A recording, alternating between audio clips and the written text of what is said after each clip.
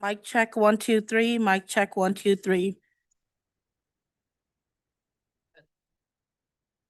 Beatable barbecue to vibrant neighborhoods, roaring stadiums, and cultural richness.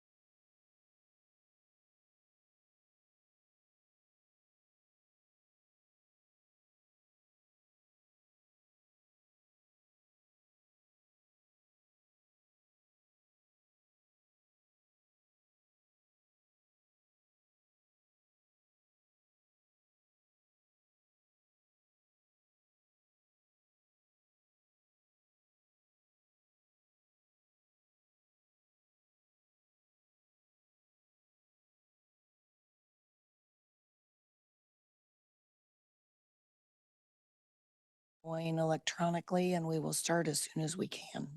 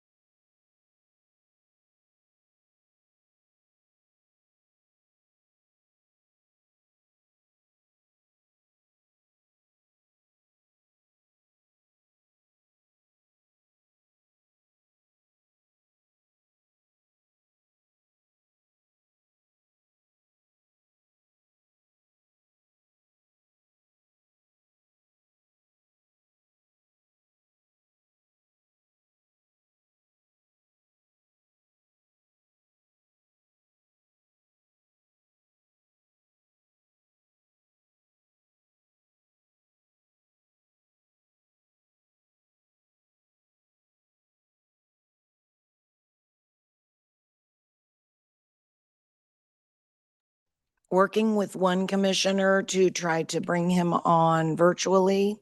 However, we do have a quorum, and so we're going to go ahead and begin our meeting. My name's Melissa Bynum, and I'm the First District at Large Commissioner. Tonight, however, I'm acting as Mayor Pro Tem due to the unavailability of Mayor Crystal Watson. And I do want to announce that some commissioners, staff, and the public are attending remotely by Zoom or by phone or on site. And all participants joining by phone should mute their phones when not speaking to avoid background noise. During the meeting, please make sure you announce yourself by name and title when you speak so that the public observing knows who's speaking, and make sure that you speak directly into a microphone so that the public can hear your comments and we have an accurate record of our meeting. This is critical given the number of remote participants, and it's also current guidance from our Kansas Attorney General. If public comments are allowed on an item, they should be limited to the topic of that item. And per our commission rules of procedure, comments shouldn't include rude or derogatory remarks, reflections as to integrity, abusive comments, and statements as to motives and personalities. And with that being said, I will now call this meeting of our Board of Commissioners for Thursday, April 16, 2026 to order, and ask the clerk to call the roll. Roll call. Davis, Here. Bynum, Here. Kump, Here. Howard, Present. Burns, Here. Ramirez, we have an absence memo. Hill, we have an absence memo. Pacheco, we have an absence memo. Lopez, Here. Stites, Here. Watson, we have an absence memo. Thank you so much. Our invocation tonight's being given by Chaplain Stella Reese, Oak Grove Christian Church, and I would ask everyone to stand and remain standing for the Pledge of Allegiance immediately after the invocation. Let us pray. Gracious Creator, we come before you today with gratitude for the opportunity to serve and to gather for the good of our community. Grant our leaders wisdom in their decisions, clarity in their discussions, and integrity in all they do. Help them to seek justice, act with compassion, and work together in unity for the well-being of all people they represent. Bless this meeting with respect, understanding, and purpose. Lord, we ask for your guidance in all things that we hear and do. In your precious name we pray. Amen. Amen.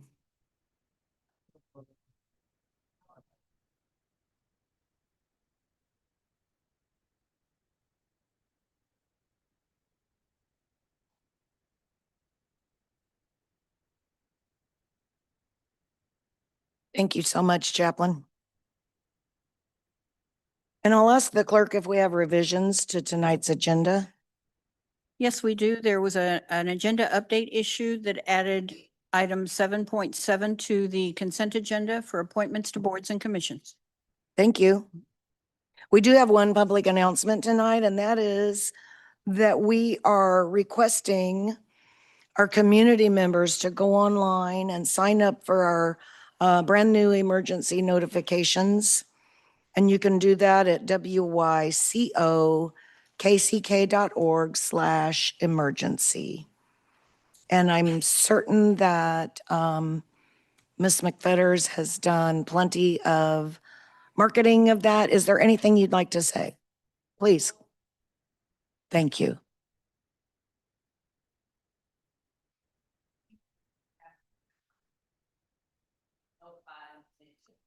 Thank you so much. We have postcards on both sides of the room, so if you would pick those up and help distribute those to your neighbors. Thank you. Tonight, we have several items scheduled on our mayor's agenda. And the first item this evening is a proclamation honoring 7 days of kindness in Kansas City, Kansas, and Wyandotte County. I will ask Dr. Alicia DeVille, Chief of Staff to Mayor Watson, to come forward to the microphone and read the proclamation. After she reads the proclamation, commissioners, we'd like to have the commissioners step down to the podium to join Dr. DeVille to give the proclamation and have a photograph. Thank you. Thank you, Mayor Pro Tem and Commissioners. I am Alicia DeVille, representing the Mayor's Office in the capacity of Chief of Staff, and tonight reading the proclamation on 7 days of kindness. Whereas 7 days make a ripple, change the world is a Kansas City-based initiative dedicated to overcoming hate by promoting kindness, understanding, and meaningful dialogue through education and community engagement. And whereas 7 days provides opportunities for individuals, families, schools, businesses, and organizations to participate in acts of kindness that strengthen our community and foster unity. Whereas 7 Days 2026 marks its second decade of inspiring a ripple effect of kindness throughout the greater Kansas City region and beyond. Whereas 7 Days 2026 will take place from April 20th through April 28th, featuring daily themes of love, discover, others, connect, you, go, and onward, that encourage intentional acts of kindness and connection. Whereas this movement honors the lives and legacies of Reed Underwood, Dr. William Corporon, and Terry Lamano, whose memories continue to inspire a commitment to respond to hate with love and compassion. Whereas the unified government of Kansas City, Kansas and Wyandotte County proudly stands as a 7 Days of Kindness community committed to promoting respect, inclusion, and positive engagement among all residents. Whereas acts of kindness, no matter how small, have the power to unite people, strengthen neighborhoods, and create lasting change across our community. Now, therefore, Crystal E. Watson, Mayor and CEO of the Unified Government of Wyandotte County and Kansas City, Kansas, does hereby proclaim April 20th through the 28th of 2026 as 7 Days of Kindness in Kansas City, Kansas and Wyandotte County, and encourage all residents, businesses, organizations, and visitors to participate in acts of kindness, embrace understanding, and work together to make our community stronger, one ripple at a time. I present this to Stephanie O'Sullivan, who's on the board of directors with 7 Days, whose purpose to overcome hate through education and dialogue, if she'd like to have words. Thank you for that reading of that proclamation. That was amazing. And thank you so much to the unified government for being a kindness city. We really appreciate it. I'm Stephanie O'Sullivan. I've joined the board of 7 Days a few years ago. Kindness has always been important to me personally and professionally. And it's, I think, something that we really need right now. And kindness has to be learned and it must be taught too. So that's our mission, doing both of those with the school districts that we work with. So just here to let you know about the organization, that our 7 Days of Kindness starts on Monday and goes through the 28th. We have a kindness breakfast next week on April 23rd. It's at Church of the Resurrection. You're all invited. And I brought some materials with me too. Some, Crystal has them, yes, over here. Some stickers and some elementary and adult reading lists for kindness books. And thank you, Crystal, for doing the great work that you've done. She's made some posters that talks about our different themes. Also, I have some in my pocket. Kindness cards, that's part of some of the materials we brought today. These are great. I carry these with me. If you see somebody do a kind act, you can give this to them. Maybe will help them pass it on to someone else. Kindness can be a very small act. It can be something large, things that we can do every day. But again, thank you for having me and thank you for being a kindness city. Thank you so Unified much. And government. we're going to come down and join you at the podium for a photograph. Commissioners?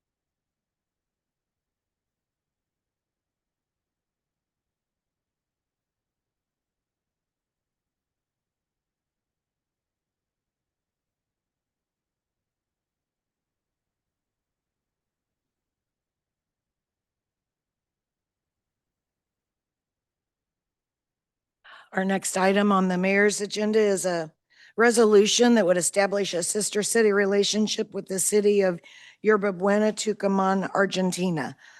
We want to ask that you stay tuned for additional events that are being planned to celebrate this sister city relationship before and during the World Cup and certainly after. I'll ask if any commissioners have any comments or questions on this item. Hearing none, I would entertain a motion for adoption of our resolution. I'll second. We have a motion by Commissioner Kump and a second by Commissioner Burns. Roll call, please. Roll call Davis, Aye. Bynum, Aye. Kump, Aye. Howard, Aye. Burns, Aye. Lopez, Aye. Stites. Aye. Vote is 7-0. The motion carries. Thank you so much, commissioners. The next item on the agenda is a presentation from Mr. Alan Carr. He's our Executive Director of the Visit Kansas City, Kansas Convention and Visitors Bureau. He's going to give us an update on World Cup preparations. I'm sorry, we're going to start with our County Administrator, Mr. David Johnson, for some opening remarks. Thank you, Mayor Pro Tem. Think just under 2 months from now, the Kansas City metro area will come alive by being one of the host metro areas for the World Cup. 4 teams are headquartered in the metro area, and so we should see some lively activity in many communities across the metro area. We are going to be hosting some activities as the unified government, but there's going to be a lot more activities within the entire Wyandotte community. So we're going to have 2 people present and give an update on what to look forward to as we get into midsummer and World Cup activities. First will be Rocky Mays, who works within our building and logistics department and also is the manager of Memorial Hall. Memorial Hall will be one of the central areas for viewing some of the World Cup matches to get people in downtown to help build community and maybe mingle with many of the visitors from other countries to enjoy themselves. So Rocky? Thank you, Administrator. Hello, Mayor Pro Tem. Hello, Commission. Good to see you all. Again, my name is Rocky Mays, with Buildings and Logistics, and I manage Memorial Hall. So this started, a couple of years ago, planning back of renovating Memorial Hall to get ready for this wonderful event that's coming up. And I am happy to say John and I did a final walkthrough on Monday. All my stuff is done. I get giddy like a child when I see it over there. I cannot wait to show every single one of you guys what has been done over there and how beautiful it is. So with that, we want to hold some events and we want to showcase Memorial Hall. We want to show everybody how beautiful it looks and all the new renovations that have been done to it. So we worked with, John and I worked with Administrator Johnston. And when we were working on this, we were looking at like the bare minimum cost, stuff that would not cost us the overtime for the staff or working on holidays, which would cause the overtime. And Administrator brought up the sister cities. So we were working around trying to get those sister cities in there. So I'm going to start here with, you'll see the Mexico versus South Africa, which is Thursday, June 11th, 2 o'clock. I wrote TBD, but then I just looked online right before I presented and found out that they filled in those things. So, so it's Czechia in South Africa and Switzerland versus Bosnia. So That's on Thursday, June 18th at 11 and 2. And then Portugal versus Uzbekistan and England versus Ghana on Tuesday, the 23rd. Again, and then the last one, Norway versus France or the Senegal versus Iraq. And that is Friday, June 26th at 2. Like I said, we were trying to keep it all minimum overtime, minimum cost to the UG. While we were doing this, we were like, I didn't feel right. It was Memorial Hall. It's a Soldiers and Sailors Memorial Hall. And it didn't feel right that there was not a USA game in there, even though everybody talks about maybe the USA soccer team isn't going to make it through, but I have faith. So we picked a friendly game, kind of to kick it off.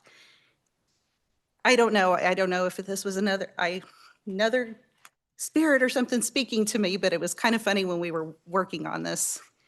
This is the USA versus Germany. It is on Saturday, June 6th, which is D-Day. It is being played at Soldiers Field in Chicago, and we want to display it at Soldiers and Sailors Memorial in Kansas City, Kansas. So that is where the 5 came from. We were originally going with 4. We couldn't pass up the 5. Again, these are just the ones that we had talked about to have minimal cost to the UG and for us to be able to cover as many sister cities as we could. Thank you. Thank you, Rocky. We're going to invite Alan Carr, who's the President Executive Director of Visit KCK, talk about work that he and a committee had been working on for over a year and a half, started under Mayor Garner, continued on after Mayor Watson took office, and really want to work to showcase what Wyandotte County has to offer. So, Alan?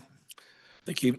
Thank you so much, County Administrator, Mayor Pro Tem, and Commissioners. I'm glad to be here to give you an update on our plans to bring visitors into Wyandotte County for the World Cup so that they can spend their money here and benefit all of our local businesses.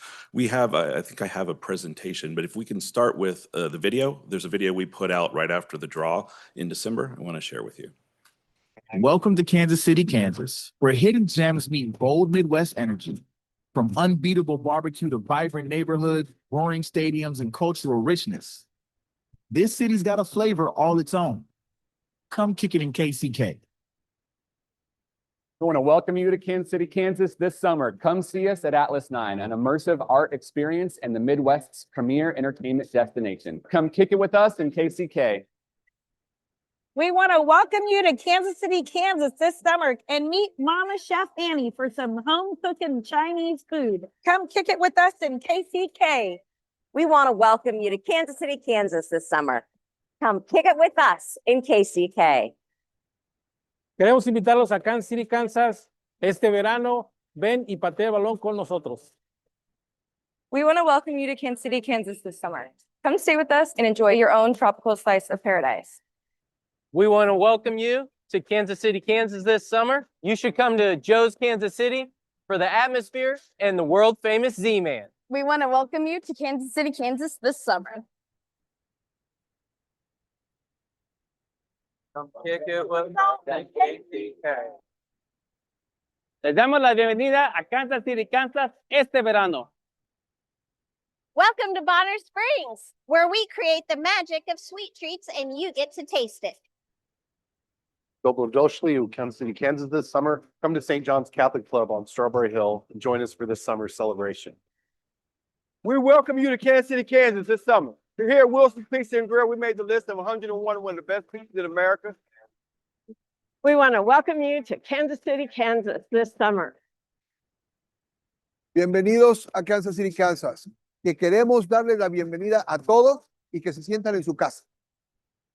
We want to welcome you to Kansas City, Kansas this summer. New Roots Program is a 4-year training program for refugees and immigrants who want to start farm businesses in the metro. Visit a farmer's market this summer.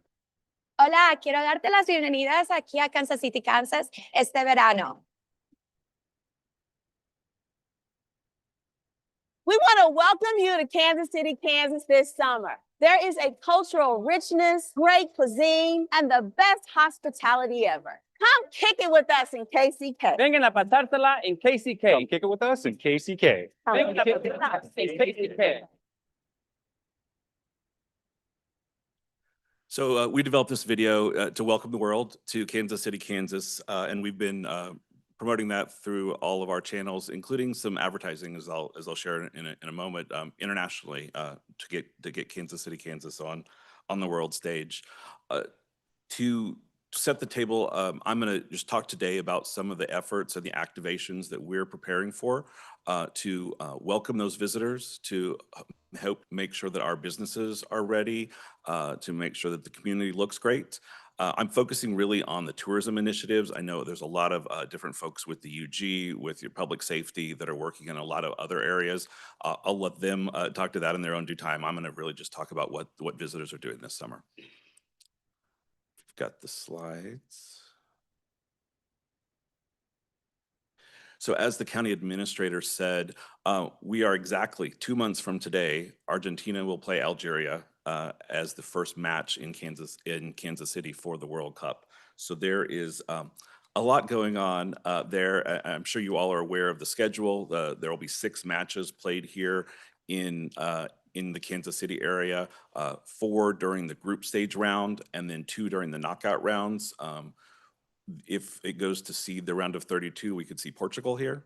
And in the quarterfinal, there's a lot of scenarios, but one is Argentina versus Portugal. So there's a lot of great excitement, I think, for fans to come and see their teams and be here while they're playing in Kansas City.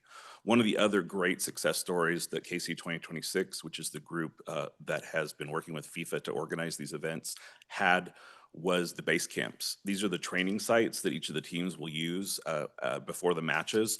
And we as a Metro were able to land 4 training sites with 3 of the top 7 ranked teams in the world coming into our Metro.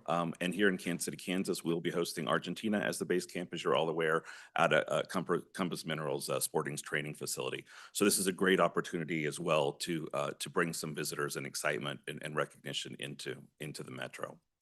In terms of our plan, as the county administrator said, this dates back to the task force. We started, I believe it's almost 2 years ago now. And there's 5 key areas I'm going to just touch on. I won't go into grand detail that we are focusing on. Marketing, how we're marketing ourselves to these international and domestic visitors. Watch parties, as Rocky mentioned, how we can bring people into Kansas City, Kansas, both at Memorial Hall as well as some other watch parties that are happening throughout Wyandotte County. The visitor experience, making sure that we have the right information and signage to welcome our visitors. Business readiness, making sure that we can get the resources to businesses and trainings to make sure they're ready for these visitors. And neighborhoods and legacy. You know, we want to make sure that our neighborhoods are ready and that we look great as a community, but also that there's some things that we can leave behind as a community after the World Cup, especially around the area of public art. So just to touch on a few of these, you saw Kick It in KCK. This is the brand that we are using to promote Wyandotte County to visitors.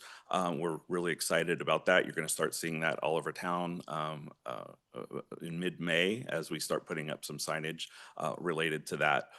We are a marketing organization. We're marketing to visitors. And so right after the draw in December, we started an international marketing campaign to familiarize those countries, those 6 countries that are coming to play in Kansas City, Kansas, that are coming to play in the Metro with Kansas City, Kansas.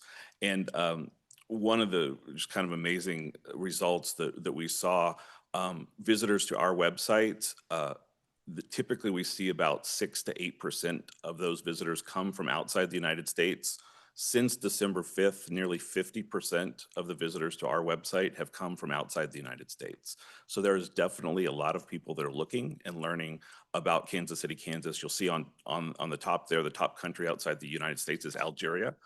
They are actually playing 2 matches in the metro area, so there's certainly a lot of interest there. But all of the teams that are playing here are well represented in that initiative.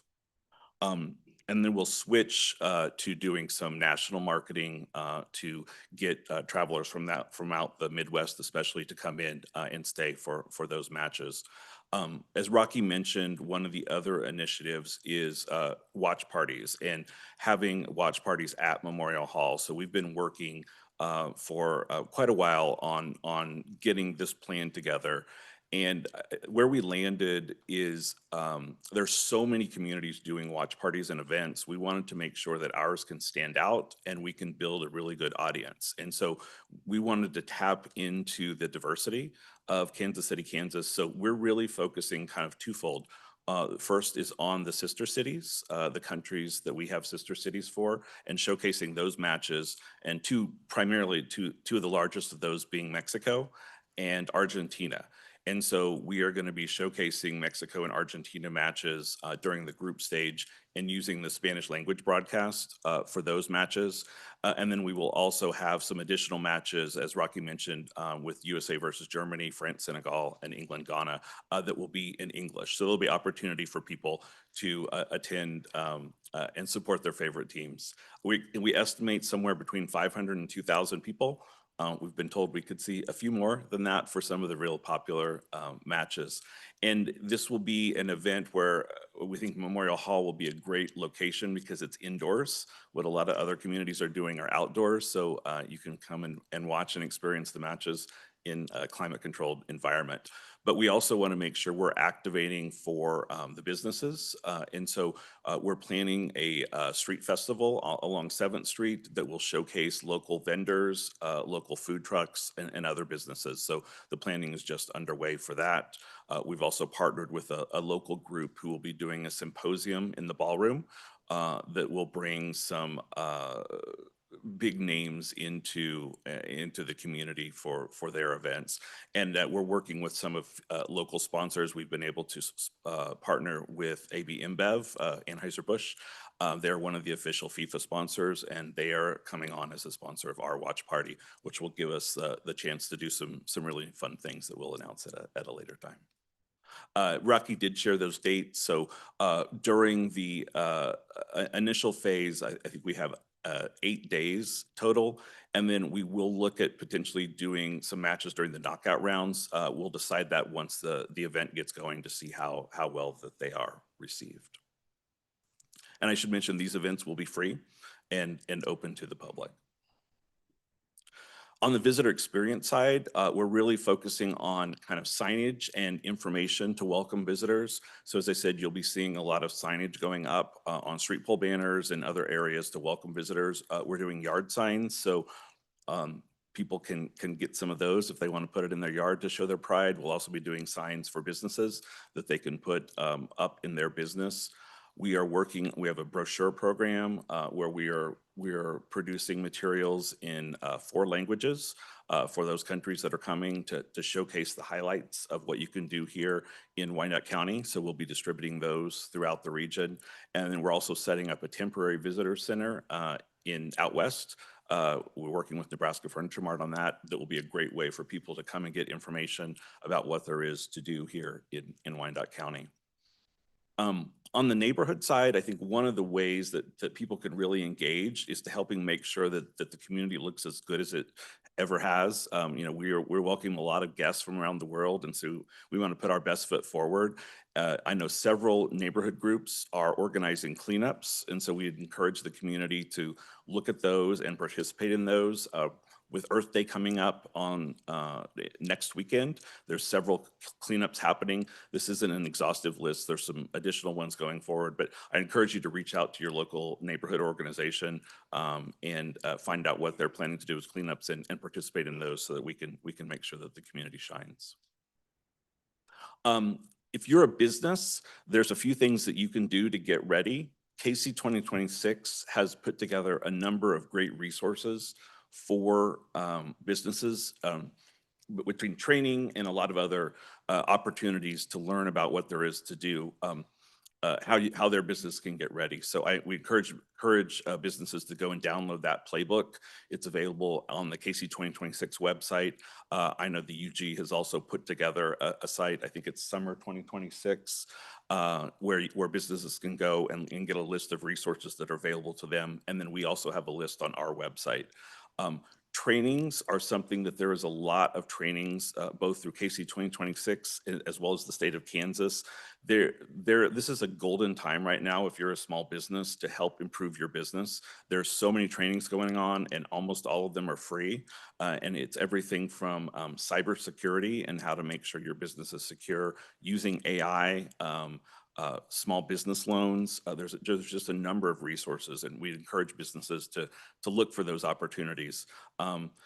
We are still waiting. There will be some information coming out in the next couple of weeks on on some cultural training opportunities, so businesses can really start to understand what these countries, the visitors from these countries, will expect as they come into our community, to get ready for that. Learn some languages and learn about that. We encourage businesses, if you're in the hospitality industry, restaurants, bars, short-term rentals, shops, get listed on our website. It's completely free, and our listings will feed into the state of Kansas website, which will feed into the official KC 2026 FIFA app. So it's really important to get listed there. And we always want to remind people not to use any of the official FIFA marks. They will be on the lookout for that. So if you're hosting something in conjunction with the World Cup, don't use the words World Cup, don't use the word FIFA, don't use any of the official logos, that those are copywritten, and FIFA will be looking out for folks that do that. So that's a great reason why we came up with the Kick It in KCK. On the neighborhood side, very similar. Look for opportunities to participate in these neighborhood cleanups that are coming up. Get to know the countries that are coming, learn a few phrases, how to say hi in some of these different languages. Look for volunteer opportunities. We will have some volunteer opportunities coming forward where you'll be able to assist with some projects and things going on during the World Cup. So take a look at that, and reach out and get one of those Kick It in KCK yard signs. We'll be distributing those out of our office in about a little less than a month or so. That's the highlights I have, and happy to answer any questions. Thank you, Alan. Questions or comments from the commissioners? Commissioner Burns. Thank you, Mayor Pro Tem. Alan, when do you anticipate visitors to get here at the earliest? That's been a little bit of a moving target, I will say, as KC 2026 and the organizers are trying to give guidance on that. This week, I think what we're learning is the earliest visitors are going to be with the base camps. So it's going to be those team base camps that are coming. Many of them are playing friendly matches to gear up for the tournament in the first part of June, outside of our area. So I believe anywhere from, I think I've seen the June 6th to June 9th, something like that, is when they expect most of those teams to come into the metro area. So you'll start seeing those fans. The other thing I think that's changed a little bit since the beginning is I think some people saw this as, we're going to have a month and a half of just solid visitors here. And I think it's really going to be more waves of visitors. So around each of those 6 matches, a couple days before, a couple days after, you'll see this huge wave and influx of visitors. And then it will kind of return to a little bit more normal pace and then rise again for the next match. Commissioner Davis. Thank you, Madam Pro Tem. Mr. Carr, thank you so much for this presentation. I'm really excited to see kind of the branding, and I thought the video was excellent and really shows the richness of our community. I do have a question about partnerships with our hospitality industry, particularly the hotel industry, and our local Airbnbs. We have relaxed our Airbnb laws for this event in the hopes that we'll see a boon and we'll see some more revenue. And of course, we do have a decent number of hotels, probably not enough for our community. So I'm curious what work has been done on partnerships, and particularly making sure that our guests are aware that there are businesses, parks, and things to do here in Kansas City, Kansas, so that they're not just lodging here and then going straight across state line to have fun and spend money. Yeah. So one of the initiatives for hotels specifically, we're going to be setting up information kiosks in a number of the hotels, a few of them because of their chain rules, they can't have displays, but we've got a display that will include our visitor's guide as well as those language-specific brochures that we'll be producing. So it'll be a great way for visitors to explore, again, all there is to do here in Wyandotte County. And I know we've also been working with the UG team that's working on the short-term rental and getting those new places licensed to offer up our visitor's guide and other resources that they can have out for visitors that are staying on their properties. That's great. And I would think if whatever kiosks we do have for those hotels, having one at the NRC and maybe a few other places, maybe here at City Hall, just where folks are doing business with us would be really good so that they're aware and we can, again, keep those dollars here in Wyandotte County. Thank you. Commissioner Lopez. Yes, sir. Alan, would you repeat the trademarks you said FIFA is watching? What all would you say? Yeah, so this is common, when there's a Super Bowl or a Final Four, those entities, you can't say Super Bowl. You can't say you're hosting a Super Bowl party. The NFL will come after you. And it's similar with FIFA. And so they want to protect their intellectual property. So the term World Cup cannot be used by a business to promote anything. So you can't say you're having a World Cup watch party or anything World Cup. What you can say is, I'm going to have a watch party for the Mexico-South Africa match. Using country names are fine. Using watch party is fine, but you can't use the term World Cup or FIFA or any of those logos, or you could find yourself in trouble with. What's the repercussions? So generally what happens when they have these big events is they have people in the market that will go around and look for these things and will issue cease and desists and other things to those businesses. When you cease and desist, like to shut them down, or just say, hey, you got to change this around? Yeah, like you need to take this, take this down essentially, or they'll threaten legal action is typically what would happen. And if they don't? Then they could be faced with legal action. But again, that's not anything we're involved with, but we just want to make sure businesses are aware. And again, this isn't just for the World Cup. Anytime you have, even when the Big 12 is here, when any of those big sporting leagues and events, they have a right to their names and terms that are trademarked. And so businesses don't have a right to use those terms.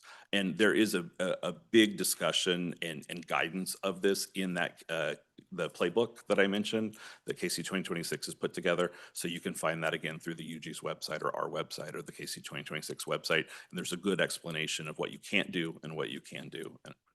Well, that's interesting. Even when Super Bowl, I've seen plenty of times somebody might post something on, say, hey, come over, we're watching, for our Super Bowl watch party over at my house or something. Yeah.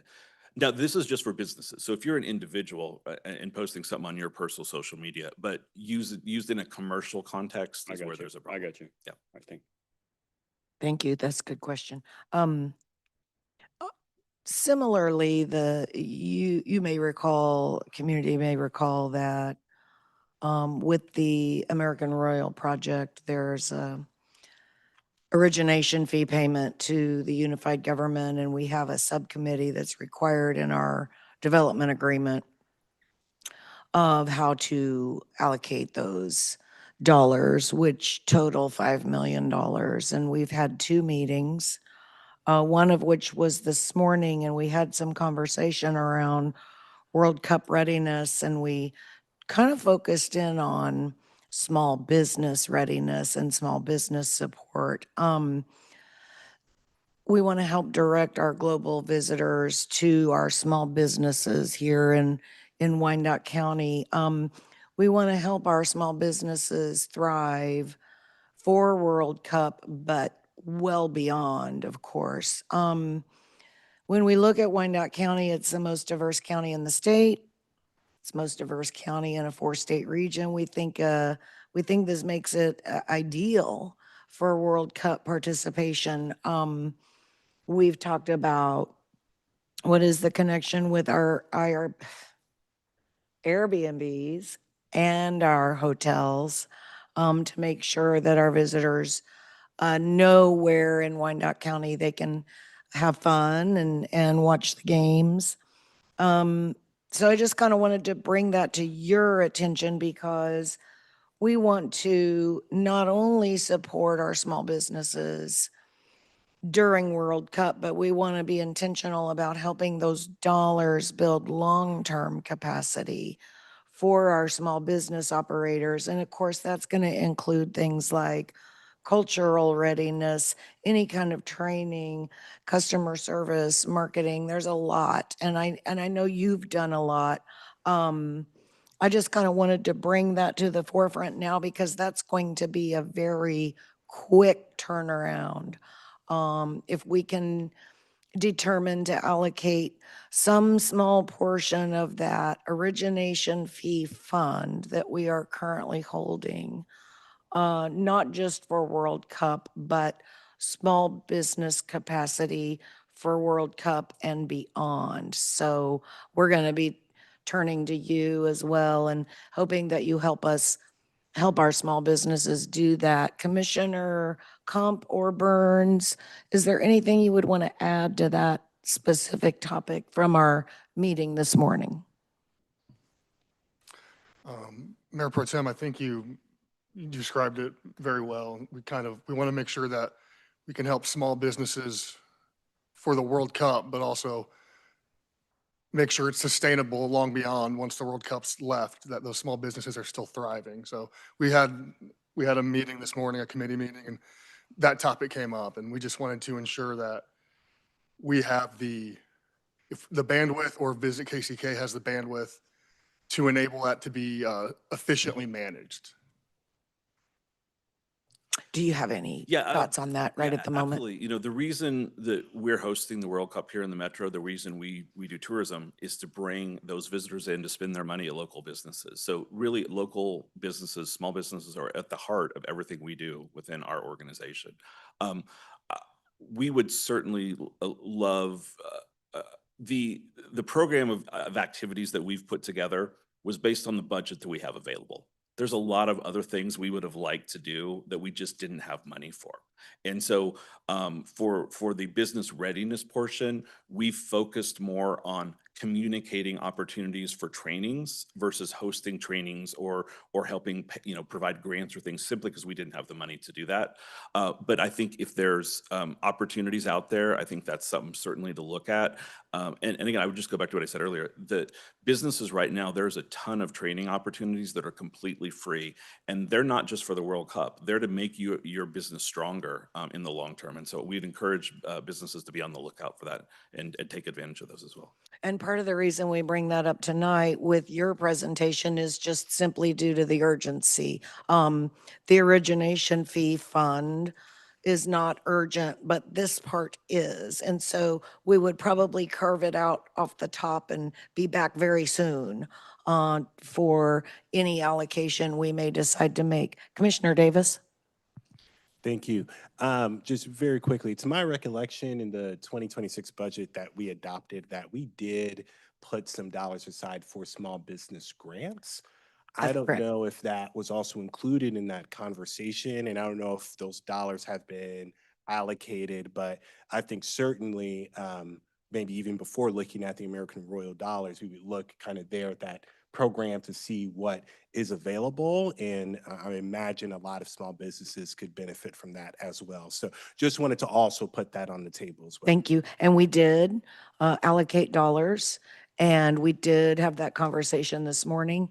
And while we gave that program a slight boost, we certainly could augment that and assist more small businesses with readiness and training and marketing and things like that. So that was kind of the goal of the conversation this morning was, can we do more? Can we do just even a little bit more? So, but you're 100% correct with all that you said. Anything else? Administrator? Mayor Pro Tem, I appreciate the fact that you're stressing the urgency on this. I think one of the benefits, but it also is a challenge, is to get our local businesses ready to actually be hosts. There has to be more of an expectation that our visitors must adapt to our way of life and our habits and our approach to how we interact with the business community as customers. But we also need to step back and ask ourselves about what are the customs, and it was referred to earlier, that many of these countries have. Businesses may have to understand that in other countries there is no tipping, and therefore the revenue goes down to the servers. People are used to tip income. There are many countries that they eat dinner at 9, not by 7 o'clock. And I think that's one of the challenges we're going to have to work with our barbecue community, because they tend to end at 7. And that's what we want to promote. It's one of our assets. And so how do we adapt as businesses to these new customers from other countries? And that's the importance that Alan and Mayor Pro Tem have been talking about. We really need to stress various aspects of training that we're not used to due to other countries' customs and approach to life. So when Alan said there is a myriad of free training, I hope all our businesses get the urgency to take advantage of it. We can only provide opportunities. We can't make you come and get aware. And so please take advantage of all these training opportunities that exist between Alan Carr's group at Visit KCK, Greg Kindle at the EDC, our website. We will be able to provide an inventory of those training opportunities that are often just web-based, pre-recorded. You can see it at any time during the day. And both sides have a responsibility for a good visitor experience. And so what can we do on our side as the host to do our part to be a welcoming community, to welcome these visitors and have them have an enjoyable time? Maybe they want to come back. And I think that's one of our goals. Mayor? Thank you. And Alan, thank you very much. And Rocky, if you're still here, thank you very much. We're getting excited. It's getting closer by the minute, and we are looking forward to it. As we've been saying, they're coming whether we're ready or not. They're coming. So That's hopefully correct. we will be ready. And we will. Thank you very much. And with that, it takes us to our regular consent agenda. Does any member of the commission, county administrator, wish to set aside any item on our regular consent agenda? If not, all items on our consent agenda will be voted on by one vote. Is there a motion? Oh, I apologize. Commissioner Lopez. Yeah, I was wanting to pull 7.2 real quick. 7.2. Clerk, can you tell us which one that is? 7.2 is the resolution for fiscal year 25 Edward Byrne Memorial Justice Assistance Grant. I'm sorry, I'm trying to find my way to the consent items. Commissioner, is that the one you were referring to? Yes. Okay, so we have one set aside item, item 7.2, fiscal year 25 Edward Byrne Memorial Justice Assistance Grant. Any other set asides? If not, is there a motion for approval of all remaining items? Davis, move to approve. Come second. We have a motion by Commissioner Davis, a second by Commissioner Kump. Roll call. Roll call. Davis. Aye. Bynum. Aye. Kump. Aye. Howard. Aye. Burns. Aye. Lopez. Aye. Stites. Aye. Vote is 7-0. The motion carries. Thank you very much. That takes us to our set aside item 7.2. Is there a staff person that can speak to this item? Why don't we start with you, Commissioner? Yeah, I was just wanting to speak about, it was real quick. Sure. So it's a great grant. Everything looks good. The virtual reality taser de-escalation training and utility task vehicle. I just was wanting to find out if maybe Commissioner Kump and I could be a part of that training. I'm sure that we can make that happen for you. Sure. Like laser tag, but not.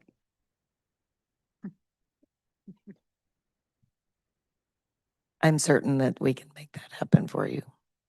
I'd like to make a motion to approve this. Davis, second. We have a motion by Commissioner Lopez and a second by Commissioner Davis for item 7.2. Roll call, please. Roll call, Davis. Aye. Bynum. Aye. Hump. Aye. Howard. Burns. Aye. Lopez. Aye. Stites. Aye. Vote is 7-0. Motion Thank you carries. very much. That moves us into our public hearing agenda. We have one item scheduled under our public hearing agenda. There are two elements to this item. The first one is to conduct a public hearing to receive comments regarding the amendment for the issuance of the industrial revenue bonds agreement for North Point Development, which is situated at approximately I-70 in the Turner Diagonal. And the second element is going to require a vote, and that would be to adopt the resolution to amend our existing agreement. I'm going to turn it over to Administrator Johnston for opening remarks.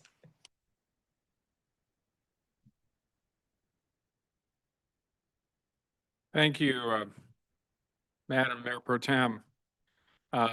This is an issue that is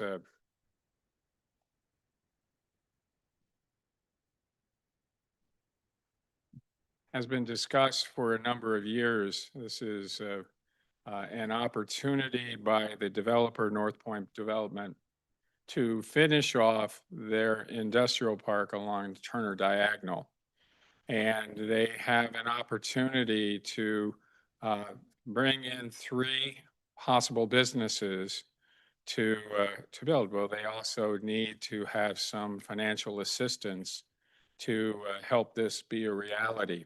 And like I said, if this passes tonight, they'll have the resources to finish this this business park, industrial park, that's been in the making over a number of years and yet contributes a lot to our community. And I'm going to give another overview with our CFO, Dr. Knieven. Shelley?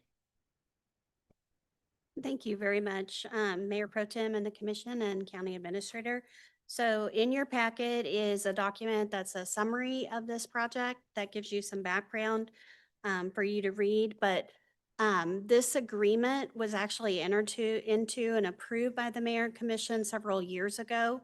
What we're doing tonight is asking for an amendment which will increase the dollar amount that's covered by the industrial revenue bonds. And that is because the cost of construction has just frankly gone up so much. They need that dollar amount adjusted. The rest of the terms of the agreement do not change. They have 5 buildings currently built, and if you're familiar with the area, those are on the east side of Turner Diagonal. These 3 additional buildings will actually be on the west side.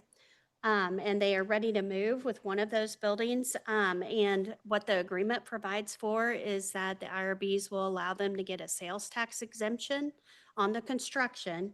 And then they do get tax abatement for 10 years when the building is completed and occupied, but they pay a pilot payment in lieu of the taxes. So that is what is happening on a number of the buildings that are out there. Some of those buildings were built earlier and they're in that 10-year process. It's building by building. And so we thought it was helpful to provide a little bit, in addition to just being a great business partner and a really nice and kind of manufacturing industrial type park. They're currently in 2025, they paid almost $680,000 between the real property taxes that they were paying either from the base or those tax abatements that have expired, as well as the pilots, which again, not pilot from BPU pilot, but pilot from a payment in lieu of a tax that they're paying on the property. So they've paid 680. So it's been a great return on investment. At the committee, one of the requests was how much have they paid in the BPU pilots? And that's on that 3rd page, and they've paid almost $230 additional $1,000. That's what they're paying right now. when they build these additional 3 buildings, once those come onto the rolls, they will begin paying the pilots for those. So that doesn't change in terms of the agreement, but this just allows the dollar value for the construction costs to go up so that they get that sales tax adjustment on the construction. So we do have representatives with North Point. We have Derek Schoenberg, yeah, okay, and Kevin White are here with North Point if you've got questions about this development. And then, of course, we have Kevin Wimpy, who is our bond counsel, who assists with this. And so we're glad to answer any questions through the public hearing process, but the public hearing is to amend the existing agreement. And then we would recommend, if there's support from the Mayor Pro Tem and Commission, that you adopt the resolution that would adjust that dollar value. Thank you very much. Thank you, Dr. Knieven. I believe that the next thing we will do is move into our public hearing, and we'll open our public hearing. You'll be given up to 3 minutes to state your comments, and when you speak, please announce your name and city of residence for the record, and limit your comments to the topic at hand. Clerk, do we have anyone that has submitted written comments? No written comments received. And is there anyone in the chambers that has signed up to speak? We have one individual who's requested to speak. Okay, thank you. That is Rochelle Donald. You no longer wish to speak. Okay, thank you. Okay, thank you. Is there anyone else No one else. is present? No one else has signed up? Anyone else present? Did you want to come forward?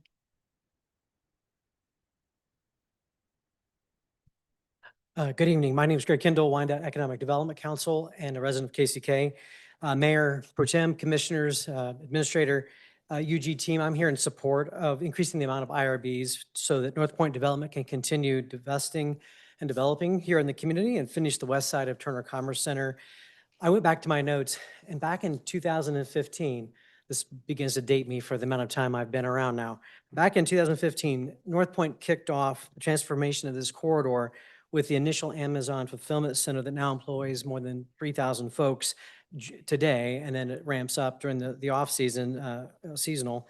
About half of those folks, 52% to be specific, actually live in Wyandotte County as well as work there.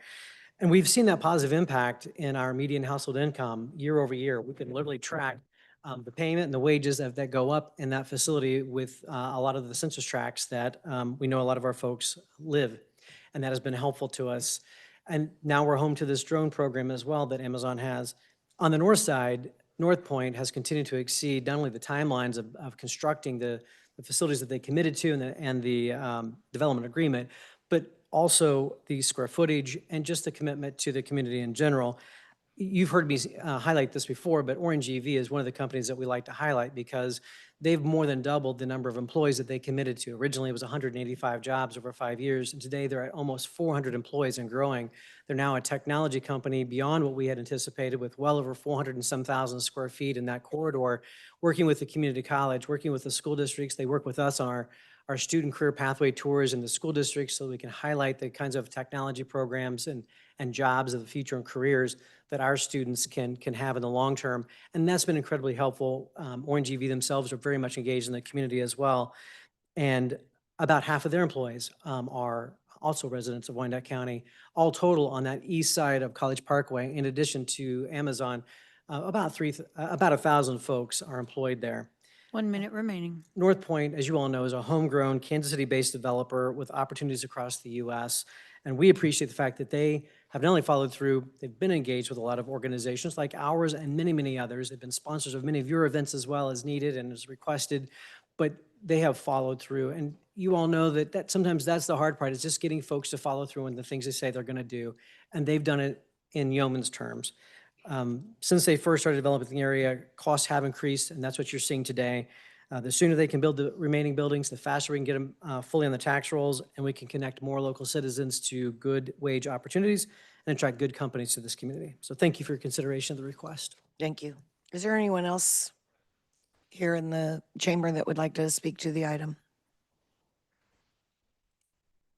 Clerk, is there anyone online with their hand raised?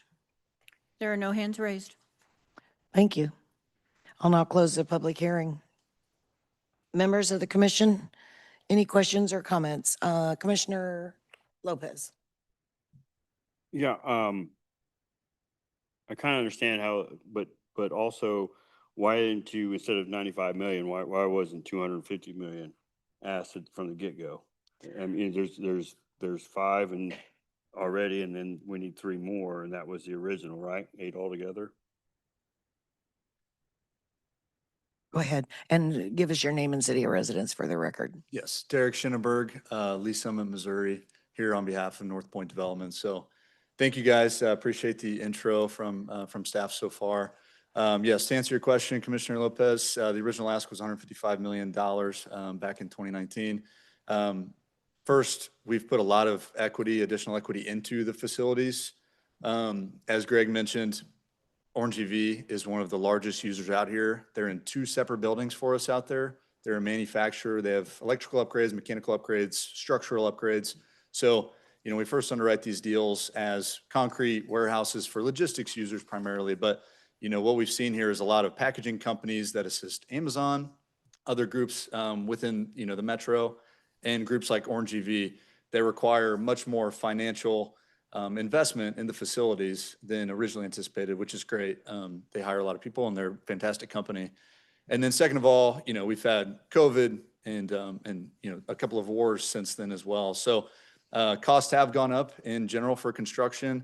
That's primarily for the increase. There's a little bit of a buffer in there from what we expected to cost to what we've requested. And that's primarily so we do have that. We can recruit these companies to come in that do have the manufacturing opportunities, the high-paying jobs that require additional capital investment. Dr. Knieven mentioned building 1 building. We're going to build 2 out here. One of them, the first one, is actually already fully pre-leased to a worldwide logistics user that's a heavy employer, and we expect them to also invest additional substantial capital into the facility. Right. So what,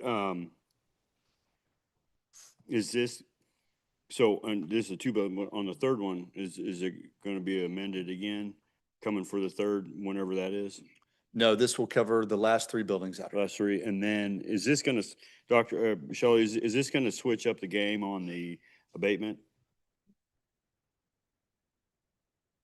Shelley Knieven, CFO. No, there's actually in the handout, there's the abatement schedule. And there's an escalation. It goes up each year and it's based on the square footage. So as they build those buildings based on those square footages, it will follow that schedule. So they will pay the additional payment in lieu of the tax in exchange for the abatement. Does that answer your question, Commissioner? Somewhat, yeah. 20. It doesn't change that.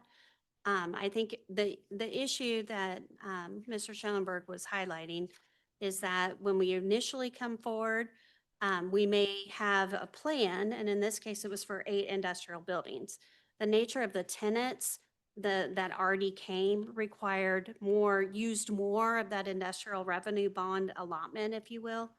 And so based on what they know about the pre-lease as well as in the plans for the other 2 buildings, that was the basis for the additional $250 million. All that does is provide the sales tax exemption on the construction. Right. The abatement and the pilot payment in lieu of tax will then flow just like the agreement says, and they will pay it, as well as then the BPU pilots. Okay, yeah, I see it. It's awesome. It's a heck of a deal here. All right, thank you. Thank you, Commissioner. Commissioner Kump. Hey, Commissioner Kump, District 2 at large, just 2 quick points. One, and I watched the EDNF meeting that this was presented in. I believe you guys said you are at full occupation on these existing buildings or very near it. Is that correct? That is correct. Yeah, we've got 5 buildings, 1.9 million square feet, and there are 11 tenants throughout those 5 buildings, but we are fully leased. Okay, so obviously there's a demand Yes. for this type of facility. And the other point I'd just like to make, because I know when we discuss IRBs, some people might hear bond and think that the UG is on the hook for those bonds. And Shelley, if you don't mind just coming up to the podium, there's no financial risk in IRBs for the UG. If they default, we're not on the hook for general obligations. Is that correct? That is correct. These are not general obligation property tax bonds. They're actually bought by the developer. By the developers, that's right. 100% of the risk. And here, there's a 10-year tax abatement. However, they're paying this pilot for that property tax as well as the BPU pilot. Correct. So two separate pilots just for the public. Understood. And yes, and the final thing I wanted to highlight was the sales tax exemption is strictly for construction materials and building these projects. It's not a general sales tax exemption for everything. Correct. Okay. It's only for construction. And I'd just like to make that, make that clear, not only for my fellow commissioners, but for the public as well, because these are complicated financial instruments. So just that clarity is helpful for us as well as the public. So I appreciate that. And I have no further questions. Thank Mayor you. Pro Tem. Thank you, Commissioner. Commissioner Davis. Thank you. Dr. Knieven, just quick question. And thank you for getting the BPU pilot information. So roughly about $230,000 added on top of the $679,000 that is currently being paid to the unified government. So over $900,000 that we're getting just right now. And then, of course, you add on the 3 buildings, that's more revenue that's going to top over $1 million. I do see in the kind of the memo that you've given us, you said total real property taxes paid in 2025, and it was $292,381. It's my understanding. So can you just provide some clarity? Are some of the buildings not under any incentive in paying real property taxes, or what part of their property is paying those real property taxes? And I'm not against them paying real property taxes. I'm just trying to get some clarity. It's good to see that. I appreciate that. I believe all of them are still in that 10-year period. Okay. But they all come off of that at different times. Gotcha. And so they'll stop paying the pilot at a point that they come onto the tax rolls. Gotcha. So those numbers will shift. And we hope to be able to do in the future some updates along the way. So you know what's happening, not just with this project, but with lots of different kinds of projects. Gotcha. So that number, 292,381, is being paid, but it's just it's a pilot payment. Is that what you're saying? Two things. So the 292, almost 293, that is actual property tax on the base. So remember, the base gets frozen and they keep paying on that. And then the increment is what is abated. And in lieu of paying those, not paying those property taxes, they pay this payment in lieu of the tax. Okay, so those are real dollars we're receiving. And on page 2 of that summary, it does show you of the 5 buildings that are built, when will they come off of the payment in lieu of tax and go on to the tax rolls? And that's all based on when they're done and occupied, and then they'll shift over to paying property taxes. Gotcha. So the way that my math is kind of working out here is you have 293,000 at the base, another 387 pilot payments for those existing 5 buildings on the east side, 679,000. And then you go to the BPU pilot payments, and I see at the bottom here, there's 229,000 that's going to the unified government. My math has it about 909,000 that we are already receiving. From this transaction for the IRBs, there's another, let's say 400,000 coming from the issuance fee. Half of that is going to the community benefit fund. The other half is going to the general fund. So it's another 400,000. And then of course, for each building, we're going to get pilot payments as well as BPU pilot payments for all of them. So when it's all said and done, we're probably going to net almost probably 1.5, maybe $1.6 million on an annual basis. And then as each building rolls off an incentive, we're going to get more dollars. I'm only kind of laying out the math here just so folks are aware that these are the analysis that our staff works very, very hard to do to really bring not just jobs, but revenue into our community and make sure that we are being good stewards of our incentive policy and providing jobs and revenue so that we can pay for the things that we need to. Thank you. Commissioner, if I can just clarify for Yes, the public. please. One small thing. So because we've done an allotment of IRBs previously, they paid their fees for that. This, for the differential that we're asking for permission to go ahead and do this next kind of set of IRBs for the maximum of what they're asking for, will give us another 202. But of the we've already received, in other words, a couple Gotcha. 100,000. So this will give us another 202, of which 50% will go to the community benefit fund, about 101, and 50% goes to the general fund, which helps support the cost of doing this kind of analysis, but also the administration and tracking. So once economic development and county administrator, EDC finish negotiating, someone has to administer this for 22, 23, 10 years, depending on the tool. And that's where the finance department comes in, and this helps to support that. Thank you. Thank you for that correction. Appreciate it. Thank you, Commissioner. Commissioner Lopez. Yeah, so, Shelley, this schedule is based off the original 155 million. Am I correct?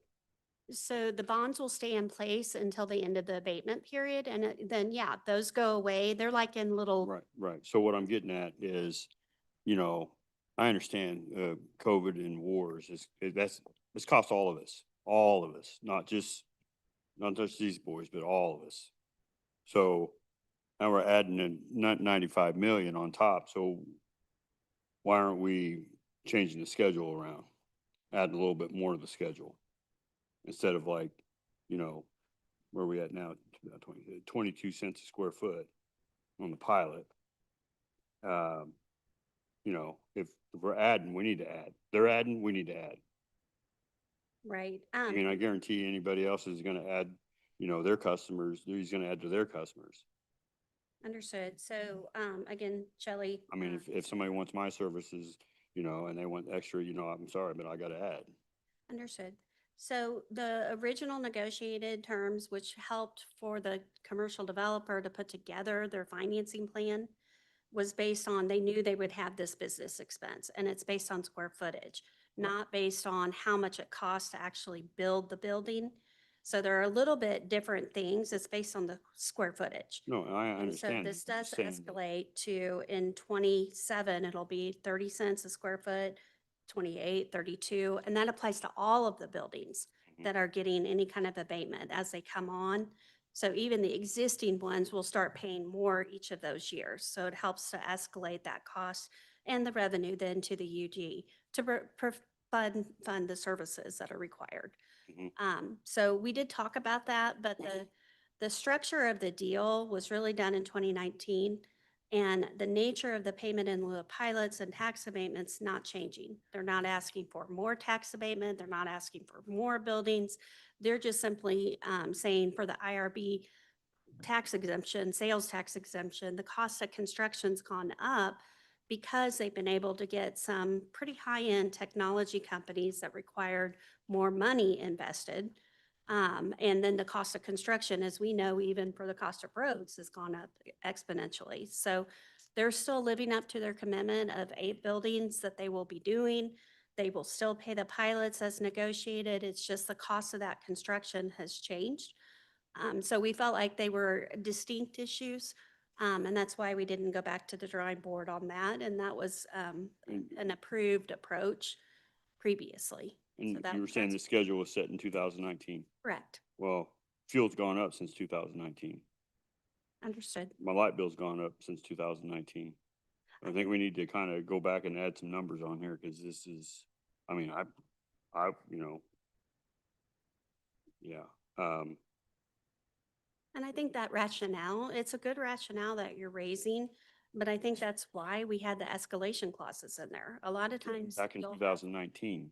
But it escalates each year. Right, but I'm just saying, so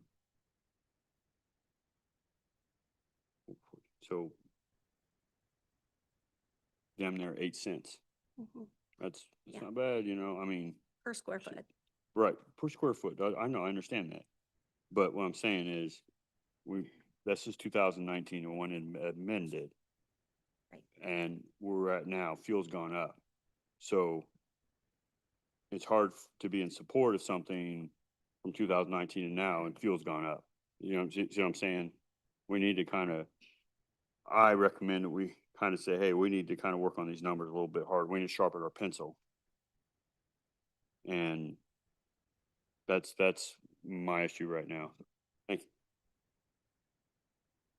Thank you, Commissioner. Just to your point, Commissioner Lopez, when you look at the per square foot pilot based on 2020 to 2027, it more than doubles the escalator that Dr. Knieven is talking about. And I feel like that's part of, to your point, you know, it's going from 14 cents a square foot to 30 over that 7-year period. And I think part of the reason why it does that is to try to account for and capture. We all know costs rarely go down. Well, I understand that, but what I'm saying is fuel's gone up Correct. way more than 14 cents since 2019 to now. Everything, lumber's gone up way more than 14 cents from 2019 to now. And the 14 cents, again, as you already know, is a per square foot Right, exactly. measure, because you can see in the document the amount of pilot that has been collected. So it's hundreds of thousands of dollars. Better comparison for what your thought process is to look at percentages. Because it's not how much is gas in 2019 versus now, dollar amount per gallon. It's really what's the percentage of increase. So yes, we maybe have had a 30% increase in gas prices. And as the commissioner is saying, that this is 100% increase in the payment in lieu of tax. I understand. And these technology companies, Trying to capture what you're talking right, and these technologies companies, their shares, the stock market has gone up since then too. about. Thank you, Commissioner. Any other comments or questions from the commission? Okay, I would like to just make a quick comment before your motion, Commissioner Davis. And I would just like to reference the history of the relationship with North Point in Wyandotte County. If you look only at this project in 2013, 2014, when we were trying to work with North Point on this project, you may remember, I know our Public Works team remembers, the intersection, the I-70 exchange at that location was in desperate need of a rework. We went to the federal government multiple times, multiple years in a row. At that time, it was called a Tiger Grant. Today, we might call it a RAISE grant or a BUILD grant, these federal infrastructure grants. We went multiple years annually to secure federal dollars to rebuild that entrance ramp for I-70 and the Turner Diagonal to what you see today. We were denied multiple years in a row. North Point stepped forward, helped us, not only helped us write a stronger grant, but committed $1 million in cash toward that project. They did not have to do that. So my opinion, that's just one example of the partnership, the community partnership that they have strived to build here in Wyandotte County, and they have multiple other very successful developments that they've done, but they don't shy away from their dollar investments. I've not seen them do that. What I've seen them do is build, for example, the brand new, fairly new logistics building at Caw Point Park that replaced our 100-year-old levee buildings. And then when we said, we like that, but can you put a mural of Lewis and Clark on it also to sort of dress it up a little bit and show the heritage of Caw Point Park? They said yes. So they seem to me, as a partner in this community, to be willing to add to the projects that they try to bring here. We've already asked for community sponsorships from them that they've agreed to. especially around sister cities and World Cup activities. And they've also already agreed to extended conversation on additional dollars that go straight into this community as a result of this project. So I just kind of wanted to add a little bit more to this discussion, that they, in my opinion, try very hard, because they actually do care about Wyandotte County and have roots here, that they really want to be a good partner and a good benefactor here beyond just one project that obviously they would not build if it did not benefit them. But I really think it's important that we put into the record that they're a good community partner. Commissioner Davis. Mayor Pro Tem, if I can interrupt, we need you to close the public hearing. Thank you very much. Oh, you did? Oh, I We did. didn't Okay. hear. Because we went to the commission comments and questions. Okay. Is there anything else from the commission? Okay, Commissioner Davis. Thank you, Mayor. And I would just like to, Mayor Pro Tem, I echo all the words that you said. And currently, this property is giving the unified government $6,592. And so there's not just all of the things, all of the history, all the contributions, but what we are currently getting right now from that parcel and the value that it's adding. So with that, I'll go ahead and move to approve this item. Second. Oh. Okay. Kump, okay. We have a motion from Commissioner Davis and a second from Commissioner Kump. Roll call, please. Roll call, Davis. Aye. Bynum. Aye. Kump. Aye. Howard. Aye. Burns. Aye. Lopez. No. Stites. Aye. The vote is 6-1. The motion carries. Thank you very much. Okay, thank you, sir. Thank you, sirs. Appreciate you being here. Moving into our standing committee agenda. We have 3 items under our standing committee agenda this evening, and each of these items was heard by Public Works and Safety, chaired by Commissioner Kump on March 16, 2026. The committee voted unanimously to forward these items to full commission for discussion.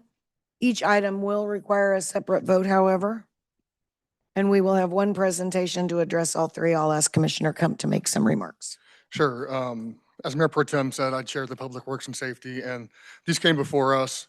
They are presentations on our stormwater, sanitary sewer, and solid waste utility rates for our enterprise funds. We forwarded these to the full commission without a recommendation because we thought it was appropriate to have this funding discussion as a full body rather than as a committee. So we'll get one presentation, requires 3 votes, and staff is looking for a recommendation as to which, we'll have a menu of options of funding, and they're looking for a recommendation as to which funding we recommend they pursue for each of these enterprise funds. Thank you. I'll turn this over to our county administrator, Mr. David Johnston. Thank you, Mayor Pro Tem. This is an annual activity from our Public Works Department. It's very important to set the rate structures that fund these enterprise funds that provide vital services to our citizens. And to start us off with this, I'll turn the microphone over to Troy Shaw, our Director of Public Works. Troy? How's it on? Is this on now? Okay. All right. Well, appreciate the introduction, County Administrator Johnson and Commissioner Kump. You stole my thunder on the first slide, so I appreciate it. That'll speed the process up. I'm here with the Public Works team. Troy Shaw, Public Works Director, Sarah Schaefer, Senior Engineering Manager, Diana Miles, Solid Waste Manager, and then Jeff Miles is our Environmental Services Director.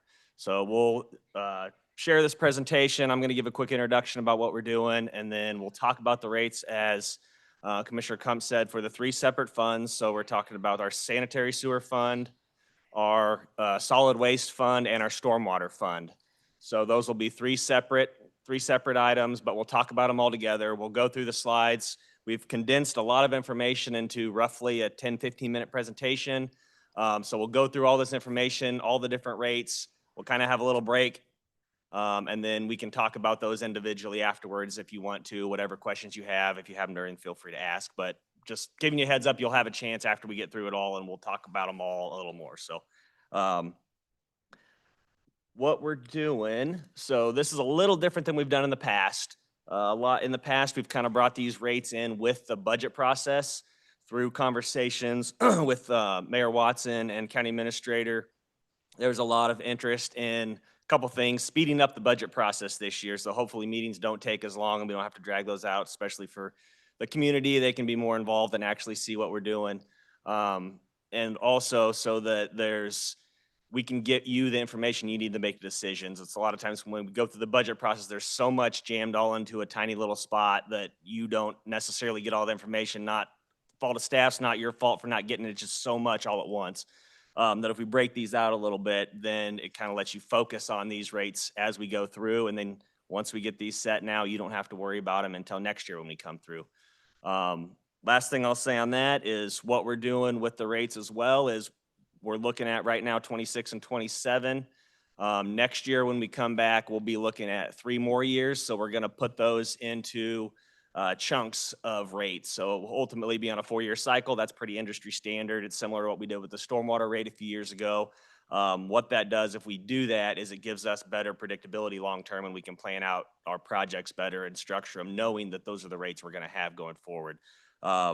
So that's where we'll go next year. You'll see that. This is just kind of 1-year stopgap until we can catch back up and complete the full remaining of the 4-year plan out. So we'll be back next year for the remaining 3 years.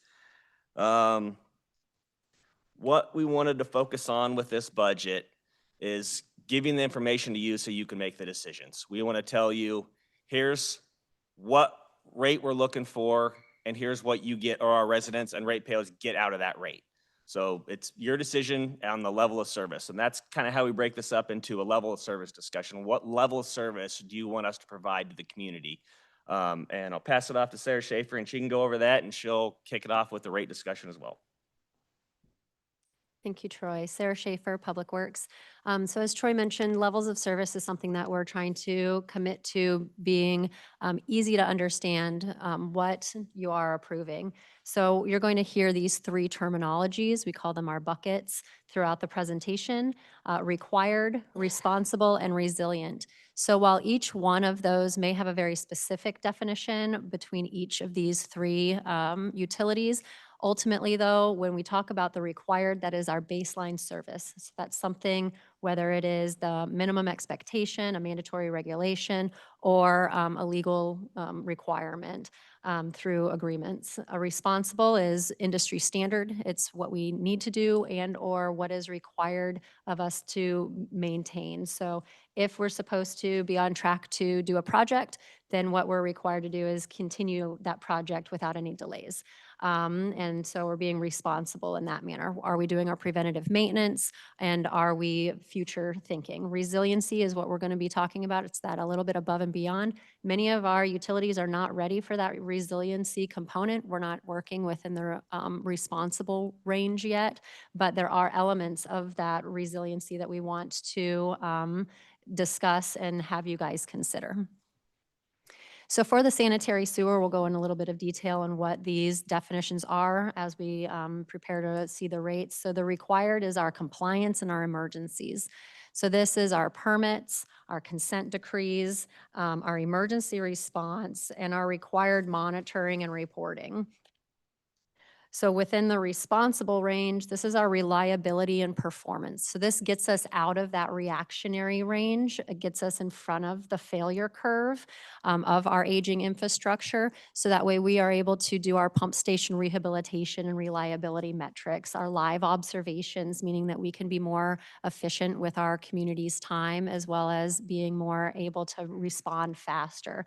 Having additionally our system maintenance, so making sure that we're on top of our maintenance. We do have a lot of required maintenance, and sometimes we're not able to get to all of that currently, as well as our long-term capital improvement planning. So within the consent decree, they're mandating us to think about being responsible. There's specific criteria that says you must do this in order to get to that responsible range.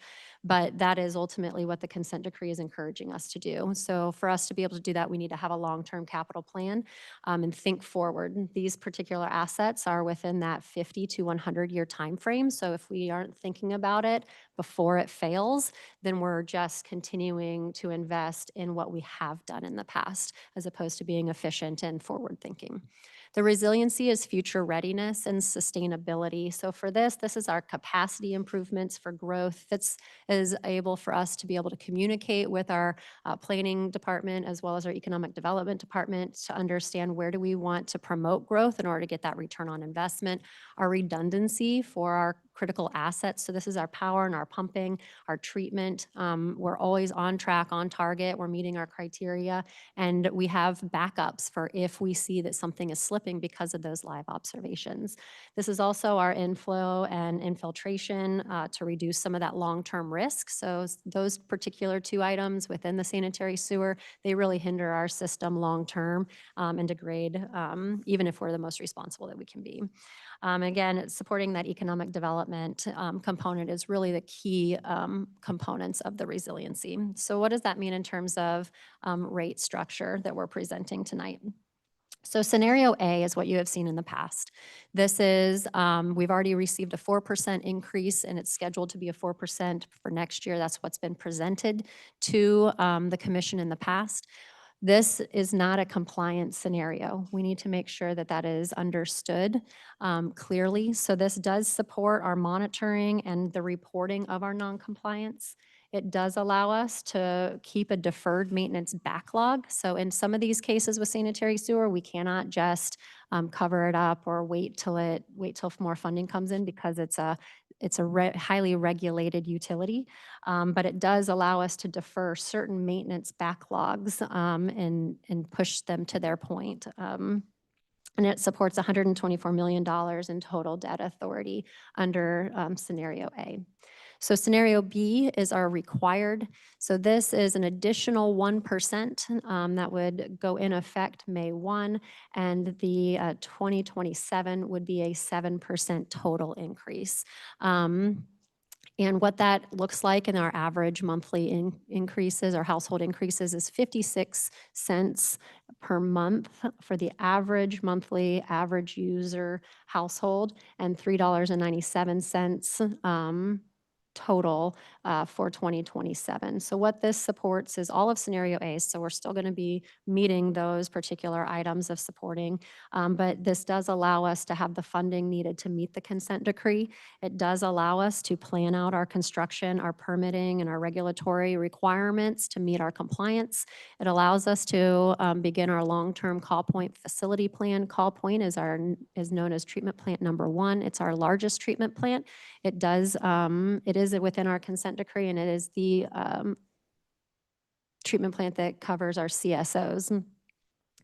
It also increases our cash investment by $4.5 million for our emergency repairs and inspection. This will not allow us to get in front of the failure curve, but we have a lot of failures happening right now and very high-risk infrastructure that we need to get to as quickly as possible. So that would allow us to do that for this year and next year. Our total debt authority would increase to a total of $140 million. Scenario C, this is what we're asking for consideration in terms of that economic development and long-range planning components. So what this looks like is an additional 2% to be in effect in May, and then a total of 8% for 2027. What that looks like is $1.13 per average household average usage for the remainder portion of 2026, and then $4.61 per month for the average household average user. So the key components of this is that, of course, that it supports all of activities under A and B. It maintains our debt authority at a total of 140, but what it does do is we're requesting an additional $4 million to do a system-wide study. We have a lot of failing infrastructure as well as aging infrastructure, to include our pump stations and our treatment plants. Some of those treatment plants are key component areas to economic development and opportunity. Right now, We do not have a plan for what's next. What does the next 50 years look like? Right now, what we do have a plan for is how do we keep our current system moving and chugging along. So what we're missing out on is potentially understanding where we could decommission items, where we could find efficiencies, where we could use new technologies that would allow us to maintain our system in a more cost-effective way. If we're getting ready to have to maintain and update and rehabilitate a third of our assets, we should be thinking about what does the next 50 to 70 years look like, as opposed to maintaining the previous 50 to 70 years. So that is our sanitary sewer presentation for the rates. Moving forward, our stormwater. So our stormwater categories are the same, but their definitions are slightly differently. Stormwater is not as highly regulated as sanitary sewer. Sanitary sewer is the most regulated of our utilities. So when we talk about stormwater required, we are talking about compliance. We do have an MS4 permit and obligations for that particular permit. We also have emergencies. So what those emergencies are is drainage hazards and failures. Currently, again, unless there's a significant risk to that particular drainage asset, we have the ability to cover it up with road plates. We can fence it off. We can close a road. Those aren't ideal, but we are able to do that and wait for funding. And that has been our methodology to date. So we would be able to fix some of our emergencies and drainages, clear our inlets and flooding and when threatens safety. So that's under our required components. And our responsible components is basically the reliability and the performance. So we have routine inlet and channel cleaning programs, so we know where our hotspots are as well as where we should be doing our work. We have planned culvert and pipe rehabilitation, so this is part of our long-term maintenance strategy and planning.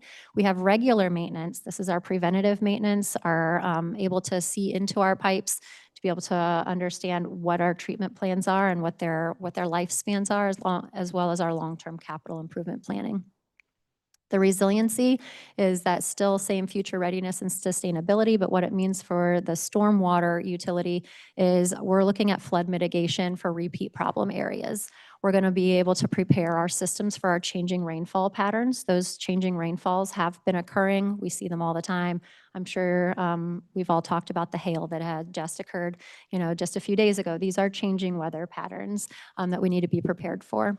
Our long-term watershed and resilience investments. So when we're preparing for our long-term watersheds, that means we're able to understand where our best and highest use of property is, where can we create banking opportunities, where can we work with development to make it a successful relationship and an asset. Stormwater should be an asset to our community and not seen as something that should just be treated such as a sewer and just dumped.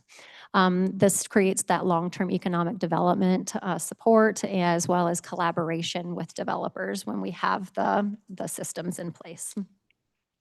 So what does that look like for stormwater that we're going to be talking about today? So scenario A, under our required, what this looks like is do nothing. So we're going to maintain the same rate that we have currently for 26 through 27. There'll be no change. So this supports our regulatory compliance of our MS4 permit. It also supports the deferred maintenance backlog. Okay, I need for us to understand it supports us being able to categorize, prioritize, and list them out and prepare for when funding does become available. It also allows for us to have some emergency response. Those emergencies are the ones that are the high risk that we try to get to first and foremost. Scenario B is our responsible space. What that looks like is for the average monthly household, a 20-cent increase per month in 26 and a 96-cent increase per month in 27. So this supports all of scenario A activities, but it also supports obtaining our grant funding cycle. So we have a relationship with the Army Corps of Engineers And to be prepared for that relationship, we need to have our matching funds. Those matching funds are our maintenance infrastructure, our investigations, and our asset inventory. So it supports continuing that program. It supports an increase in cash investment of $1 million for our emergency and high priority repairs.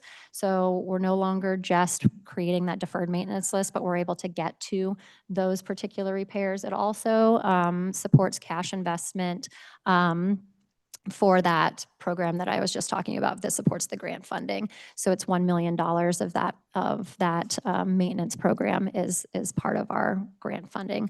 It supports our maintenance program in general. That is the first thing that does get rolled off of our stormwater rates when we don't, when we aren't able to generate enough revenue. It also supports our long-term capital improvement. Scenario C is our resiliency component. This would be an additional 20 cents starting in May and then additional $2.21 in 2027. This supports all of scenarios A and B, but it also specifically supports a $2 million watershed planning and deficiency study for some very key specific economic development opportunity watersheds. And why we want to be ready for that is because that's where all of our relationships start with development. Planning for stormwater as well as building stormwater infrastructure is one of the key barriers to many of our developments that are taking a look at our community. And if we're able to be prepared for that, to be a partner, it's very important. This also supports our long-term economic development opportunities. We're able to clearly identify what areas need assistance and what areas are clear for go, if you will. So that's our stormwater rates options, and those are based off of our levels of service as defined. So I'll go ahead and hand it off to Diana to discuss our solid waste program. Thank you. Thank you, Sarah.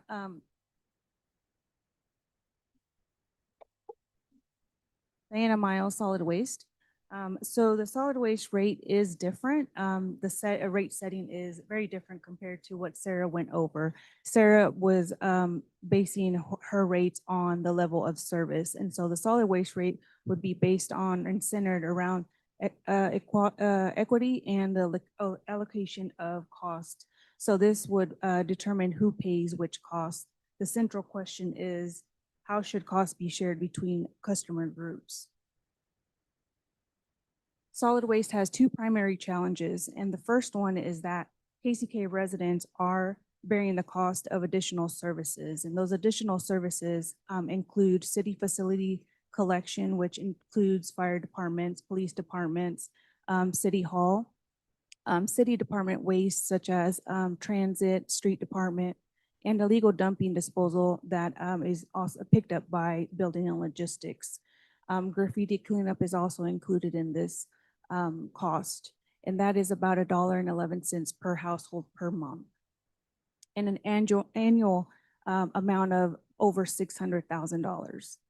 The second challenge is that although we do have an interlocal agreement with Bonner and Edwardsville for their residents to utilize our disposal services, it is the fee structure does not reflect the actual cost.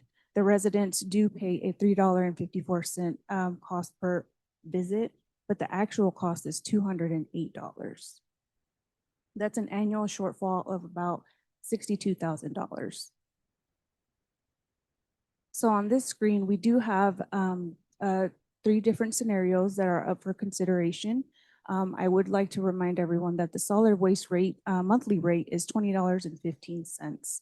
The first scenario would be that KCK residents continue to fund all services, and this would include the departmental disposal costs and also include the cost that is being covered for Bonner and Edwardsville residents to continue to use the services.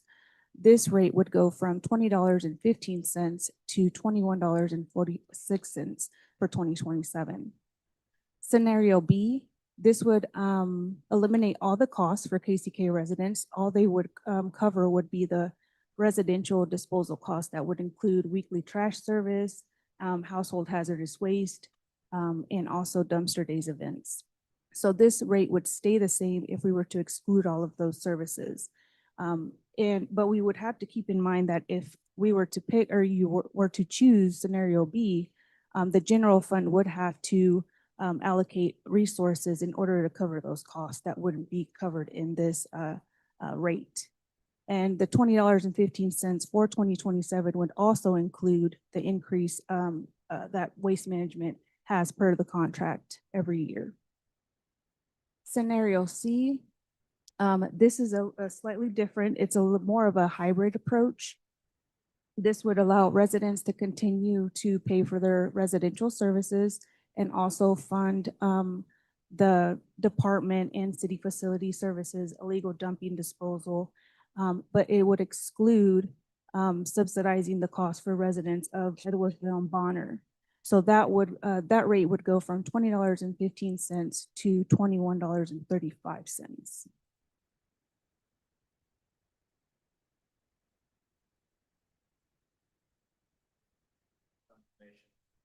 A lot of information, very quick. So after this, we've got those 3 rate slides again, or I can go backwards, look at whatever you want, talk about however you want. But ultimately, as Commissioner Kump said, in the end, we're looking for commission to recommend a rate structure based off the level of service, or from solid waste, the standpoint you want, however you want us to fund each of those. Once we get approval on that, we'll obviously move forward with getting that put in. And what you'll see going forward in the budget, if we approve a rate, is you'll see the projects and the outcomes that come out of the rate you approve. So you'll see that still in the budget going forward, the different projects and everything in the 27 budget as it comes through. But it'll be based on the rate, whatever rate you approve through this. Thank you. I have questions to sort of kick us off, kind of across all 3. So the first question is, when we say sanitary sewer rates, when I open my BPU bill, what does that say? What's it labeled on the BPU bill? Sanitary sewer rates or wastewater, or what's it say on the BPU bill? Wastewater. Okay, so we should talk the same, right, across all of our platforms. If I'm paying that bill on my BPU bill, which I am, it's called something different than sanitary sewer. And I just think we should be consistent with what we call things. And just to clarify, if I'm on septic, I don't pay that at all, correct? Correct. And if I have a BPU bill and I'm on septic, and I think I am being charged wastewater, I should call, right? Absolutely. Okay, because it should not be there. Correct. Okay, 1300. thank you. 573-1300. If you think that on your BPU bill, you are paying a wastewater fee and you are on septic. I can't reiterate that enough. So that is question number 1. Commissioner Bynum, can I ask a question to legal real quick? Yes. So for between the wastewater and sanitary sewer, is there a preference from legal how we use that going forward? I assume it's in an ordinance somewhere. We probably need to check and make sure whatever language we're using is reflected in the ordinance. And I don't need an answer now. I just want, okay. And thank you. That's a We'll great check on that. question, and we should make sure. It is a good point. Thank you very much. Okay, so we've talked about stormwater for a very long time, years and years and years and years. And I think, it's complicated, and I understand that. Can we distill it into terms that just the regular public can understand? And the reason I ask that question is because you all already know that we, the elected body, hear people say things like, I'm getting charged money because it rains. You hear people come to us and say things like, I'm paying a stormwater fee.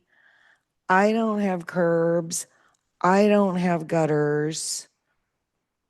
this is unfair. And I think we need to find a new way to describe for our community, what are they paying for when we talk about stormwater?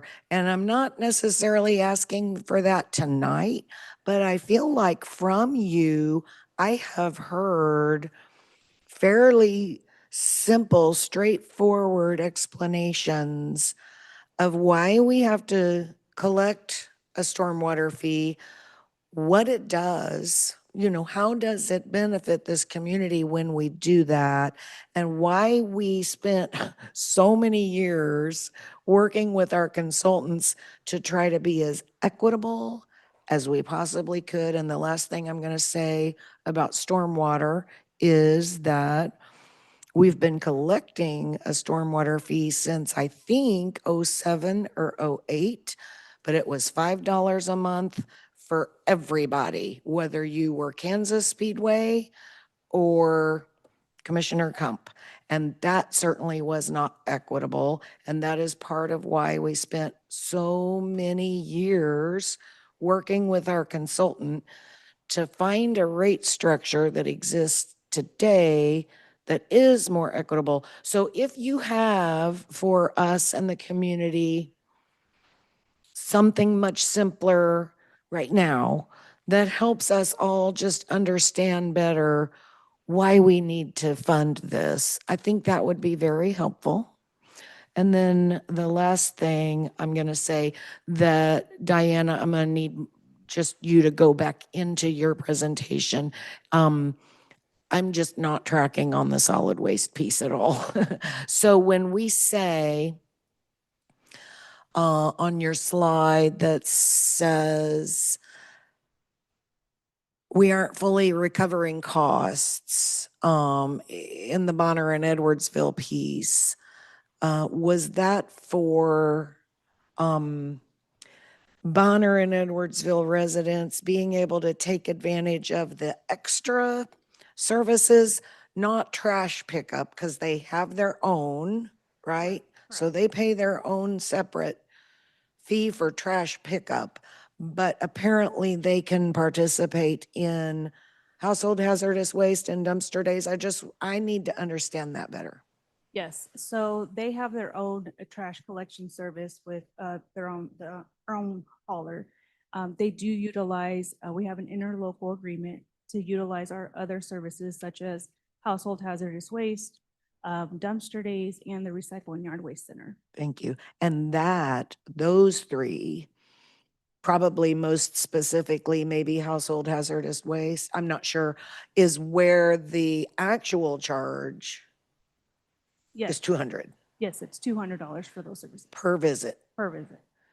And that is where we have a deficit, if you will, in what we collect versus what it's actually costing us. Yes, so for KCK residents, they pay for those services every month. So if we collect 50,000 homes and they're paying $3.54 every month, that's covering the total cost for all their residents in KCK. But it's also covering for Bonner and Edwardsville since we're they're only paying the fee of $3.54.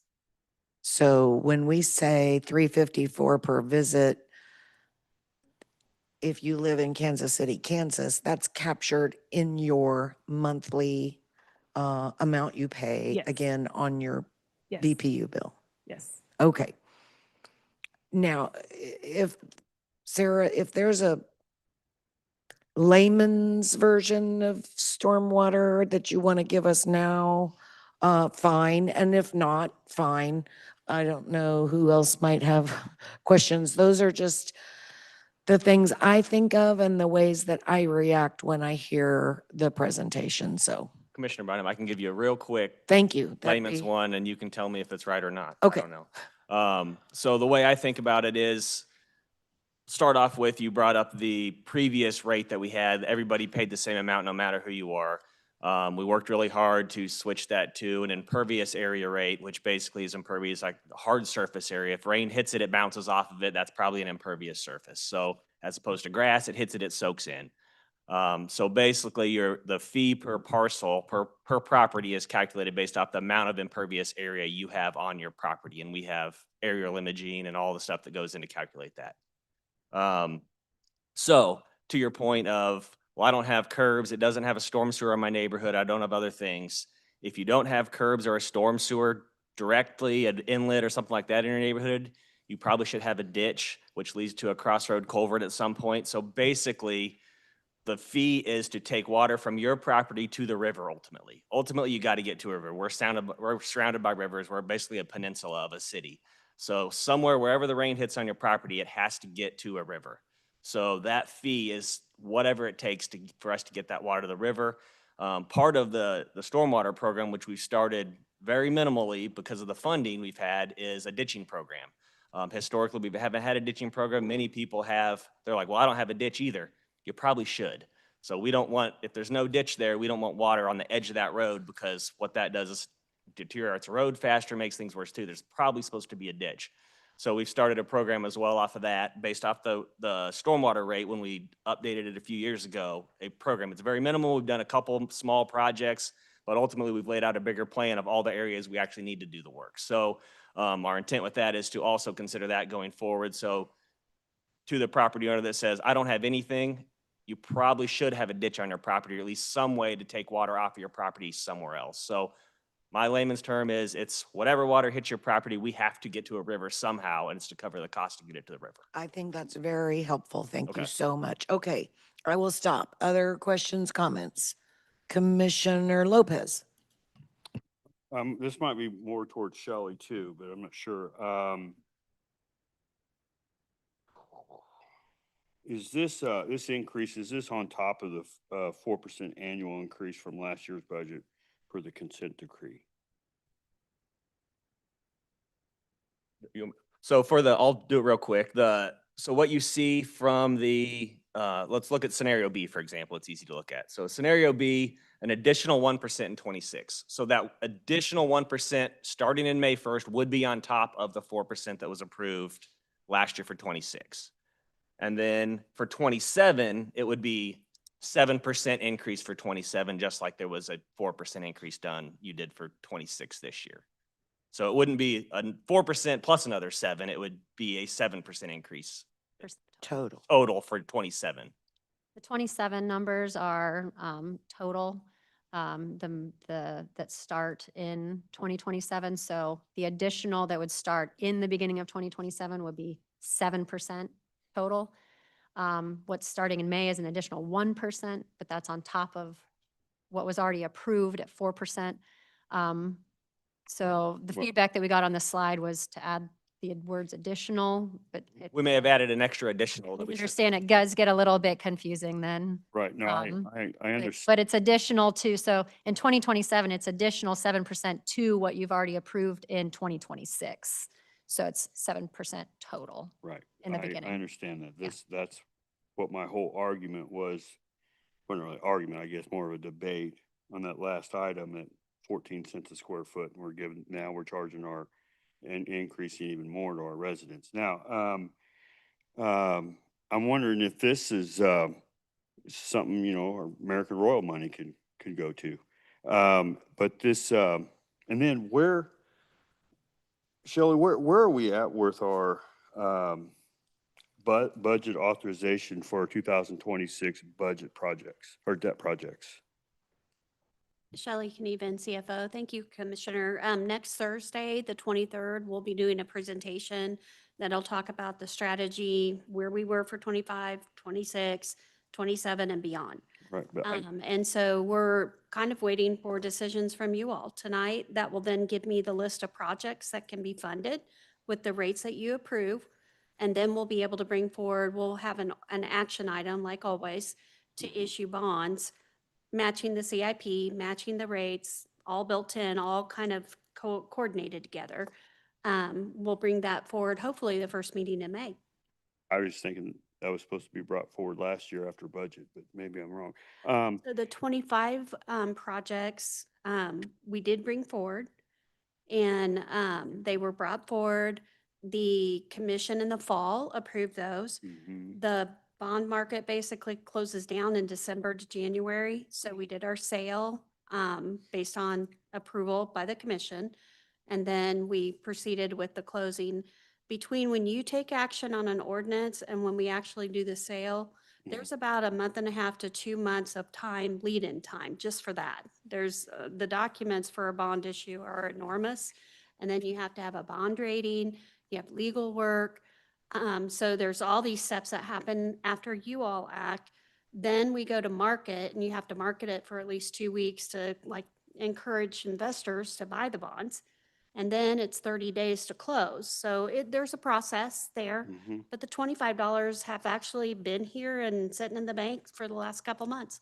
Yep. And then, so is this increase, mean we won't need the 1 billion in GO bonds for the consent decree? Or is this on top of this increase?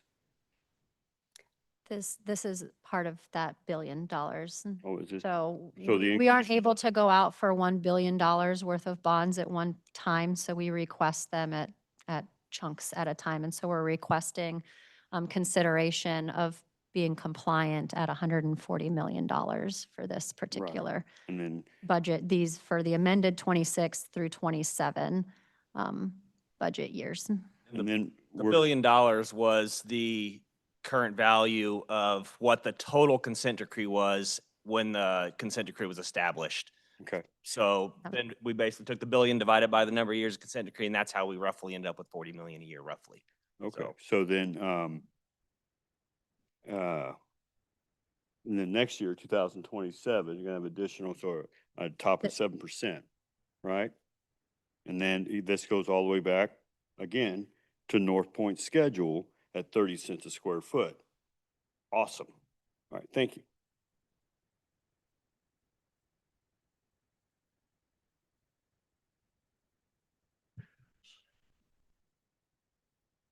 Commissioner Davis. Thank you, Mayor Pro Tem. So my recommendation on this, I think since I've been elected, maybe obviously we've made multiple decisions, but when we've made big decisions, particularly regarding the switch for stormwater, we had the entire governing body available. There's not the entire governing body here. And I do think that having just some clearer information on just how we are expressing the rate would be just very helpful for us to articulate that to the public, and understanding that it's the total rate, and really getting folks to understand the difference between the two. But I don't know if it would be wise for us to necessarily make a decision on this tonight, just giving that scenario. So I'll just leave that for my colleagues to chew on. I have some other questions. One question is in our on-threes for sanitary and sewer projects, we brought up this idea of like what happens on top of the infrastructure, right? Because a lot of this is underground, and there's quite a bit of flexibility and some opportunity for us to really think through what that looks like. And I think I brought up like green space and art and some other things that can add value and benefit to the community and really involve different aspects and be and have this not just be another project that's underground that's no one really sees, but then we need it when you need it, but really something that folks can enjoy and really look forward to. So can you all speak to the current efforts, because I know you all have done this work, and what you all have contemplated with these different rate changes and what that could look like? Right, great. Thank you, Commissioner Davis, Sarah Schaefer, Public Works, for asking that question.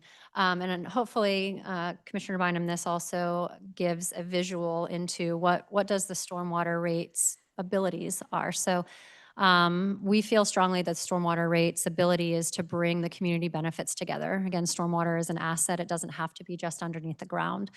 So one of our key projects, our Keystone project is kind of highlighting this is what stormwater can look like, is our 8th Street, Northrop Park, and Split Log Park projects.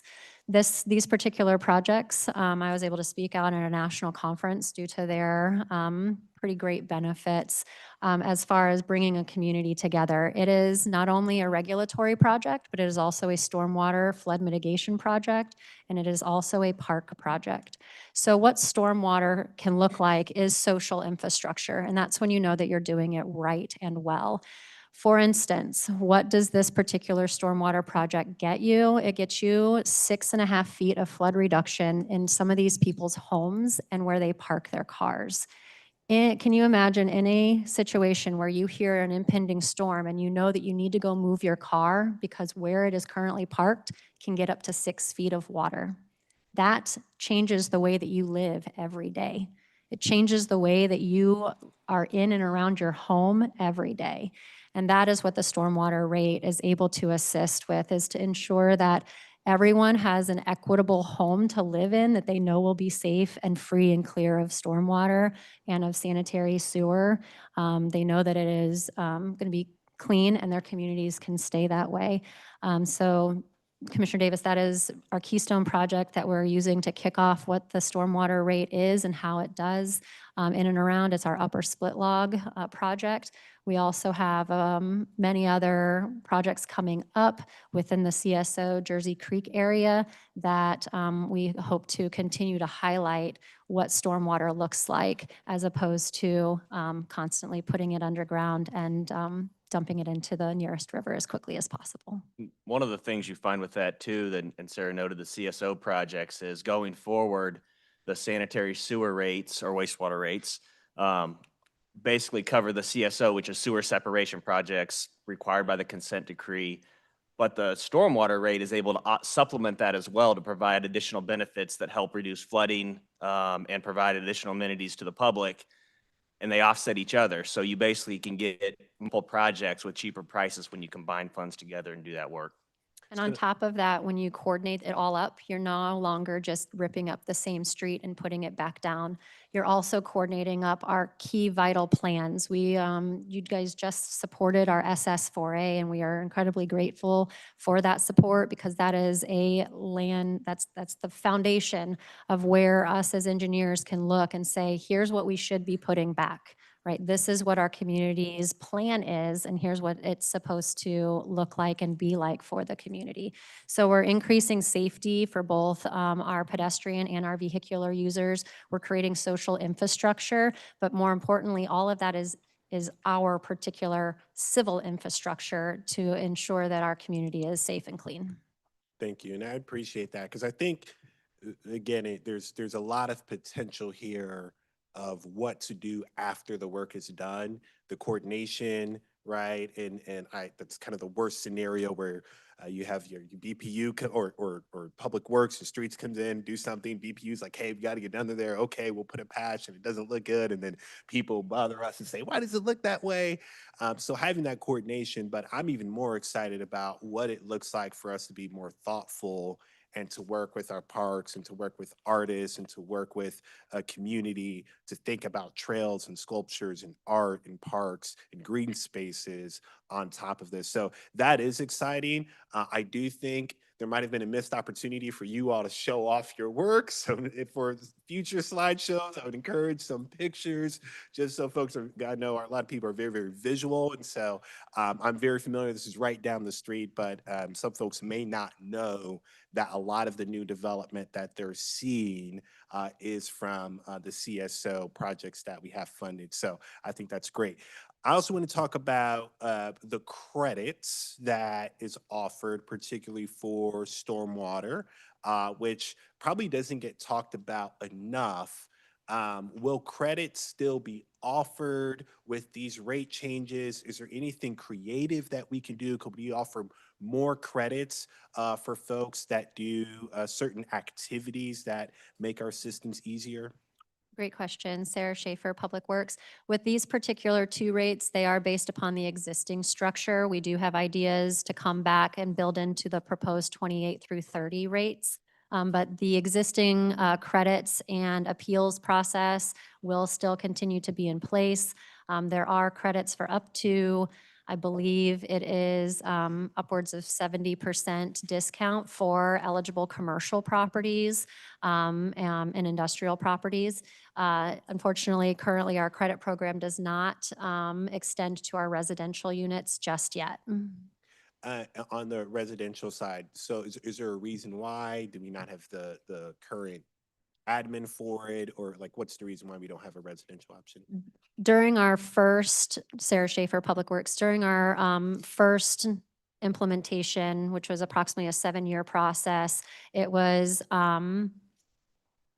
discussed and requested that we primarily focus on large scale square footage, and that was anything that was over 10,000 square feet, which would be really focusing in on our commercial and industrial customers. Gotcha. And then lastly, WIFIA, I know we've had some conversations about that financing a tool and what it could do to help offset cost. And I mean, if used correctly, we might even be able to save some money. Can you all just give us an update on where we're at on WIFIA? And explain what it is. I'm sorry. Sure. Sarah Schaefer, Public Works. WIFIA is an EPA-backed, federally backed loan program. It primarily focuses on clean water opportunities, so anything from stormwater to sanitary to potable water infrastructure. It is a low-interest, long-term type of a loan structure, and it has a lot of flexibility. So what it primarily focuses on is the ability to keep rates steady while focusing all the work at a very short amount of time. So typically you see a lot of economic development opportunities as well as stakeholder interest when you can power pack a certain area with a lot of work all at once. Get in, get out, then the developments can take over where the municipal project ended, which then sets, kind of the tone for creating that tax base revenue that we continue to look for, getting more customers on the rate revenue stream as well. And in our cases, a lot of our drainage structure or drainage issues are right in through our land bank. So not only are we trying to leverage land bank, but those are the areas that flood the worst. And so for us to be able to go in and have these impactful projects in a short period of time that opens up viable land is important to the land bank component of our particular economic development group. Thank you. Appreciate you. Thank you. Other questions, comments? Commissioner Commissioner Stites. Oh, apologize. We'll go with Commissioner Stites and then Commissioner Cup. Stites District 7. So one of the things that I was thinking on this $5 million injection from the American Royal, and this is a city side injection that can't be used on the county, but as far as the city, is there an opportunity here for us to utilize any of that money to offset raising rates on our taxpayers? And that's question number one. And then two, what I would say is, and I appreciate Commissioner Biner or Mayor Pro Tem, sorry, that the question was asked about the folks that are on septic tanks and they may be or may not be paying the storm or the sanitary sewer fee. But unfortunately, the folks that are paying the stormwater fee that don't have stormwater access, they don't have a mechanism to back out or to complain or say, I don't have that, but yet I'm still paying. So I do agree that the ultimate goal is to, somehow it gets down to the river. Now, what I will say is there's businesses that have been paying since the inception of this stormwater charge that get flooded. And I understand making sure that our residents, the fear of 6 foot of water coming up and flooding their houses and need to be safe.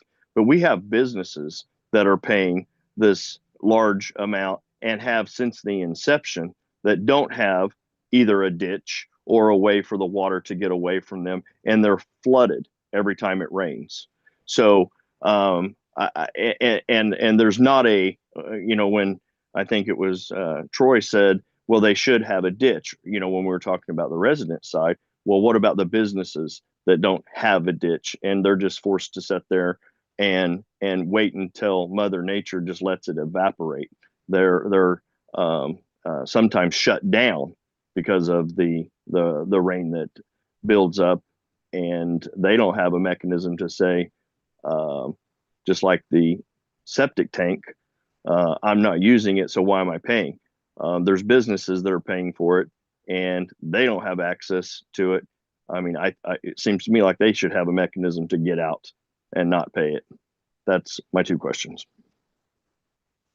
And I'll speak for real quick, the rationale on that question that we've had in the past is, especially when it surrounds businesses, again, the water hits the property, it's got to get to the river. So it goes under roads, around roads, wherever it goes to get to river. Well, customers, suppliers, employees for businesses use those roads every day that convey water underneath them. So there's a use for it. And from the ditching perspective, they should be in the same spot as residents. If they should have a ditch too, that's part of the program that we're starting. I didn't mean to single out only residents, every parcel in the UG or in KCK for this rate. Should be looked at and considered for that. So if we know there's an issue with it, to Sarah's point, we've got a backlog of issues that we know about right now. We just don't have the funds to address at this point. So that's the goal going forward, is to keep categorizing those issues, address the ones that are most severe, impactful, maybe flooding, especially flooding from a stormwater perspective. We start with those first, and then start working backwards as we're able to catch up on those. So Sarah Schaefer, Public Works. To put it in perspective, stormwater is designed and inspected and considered on a watershed level. And so regardless, we deal with parcels. We don't single out homes versus industry versus commercial property. If it's in the watershed, it's just land, and we design to the land. To put it into perspective, the study that we conducted in preparation of just trying to understand the magnitude of the deficient needs of our stormwater system, we studied our watersheds that have the CSOs in it, because that's where we knew that we were going to be investing a large scale of money in right-of-way. And our deficiencies were over $500 million. The projects that we've been able to fund as far as capital is $5 million.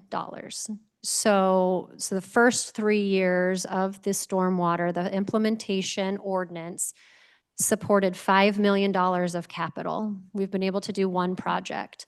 So our goal is to continue to do great work, to continue to understand the needs of our system, and to continue to partner and do as much as we can with the money that is brought in by the utility revenue. So hopefully that gives kind of some perspective and just the magnitude and the gravity of stormwater management needs we do have here at Wyandotte County, Unified Government, Kansas City, Kansas, that supports and pays into the utility. And I may have it backwards, I'm not sure, but I think in one scenario, and I think it was on the stormwater, there was an option where we would pay somewhere in the neighborhood of $2 million for a study. And then on the sanitary sewer, I think there was an option that actually said a $4 million study. I don't want to discredit studies and making sure, but I sure feel like we can surely identify places without spending $2 million or $4 million to have somebody else tell us where those areas are. So, and then just if I get an answer on the American Royal money, if anybody has any comment on that one. Thank you, Commissioner. That's a good question as far as whether we can address some of the rates with the origination fee. I apologize. Counsel. Yes, Angela Lawson, Acting Chief Counsel.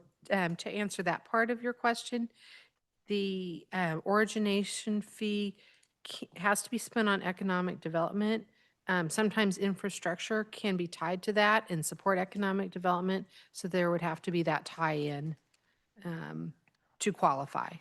And I would say that we definitely can, Commissioner Stites, we definitely can talk more about that, like what that would look like in terms of, it's a total of $5 million. So how far does it go in trying to alleviate some of these rates? So, but I think it's a fair question. And go ahead. I think, and I appreciate that, but remember, we also have, and I don't know, and maybe Troy or Shelley or whoever had the numbers there. What is the 1%? That in scenario, I think it's A because it's not on my screen here. But what does that mean dollar wise? A 1% rate. What does that do? How much money does that bring in? The additional 1% is what I'm asking. Are you talking about the sanitary sewer or stormwater? Just Yeah, both. Either one. Okay. So as we've presented it in terms of average monthly household increase. So based upon that, it would impact a household by approximately 56 cents starting May 1. And then in 2027, $3.97 for the sanitary sewer rates. For scenario B, for the economic development scenario, because this is a cash investment, cash does hit the rates a little bit differently than debt does. But that is for the additional 2% in May 1 would be $1.13. And in 2027 for that 8% versus 7% would be $4.61. So I guess what I was asking though is what does that mean? What is 1% in 27? 27 on average household. This drastically depends on the type of what we're talking about, but 56 cents a month for 1% increase in a sanitary sewer. Right. No, I'm not looking for what it is per household per month. I'm saying what is it in totality? What does 1% equate to at the end of the year? This is $1 million, $2 million, $3 million. What does that 1% do on top of the 4? I can't, it's math I would have to do that. We have that number. I can't get you that number off the top of my head, what that would be. Because, and where I'm going with it is, and I'm just throwing this out because I have no idea, but let's just say it's $1.5 million for 26. Well, maybe we're able to offset that with this American Royal money by that amount. And there will be no need for a rate increase on our taxpayers. And not only are we getting the $5 million up front, we also are going to receive $1.3 million annually. Every single year we get from the American Royal $1.3 million.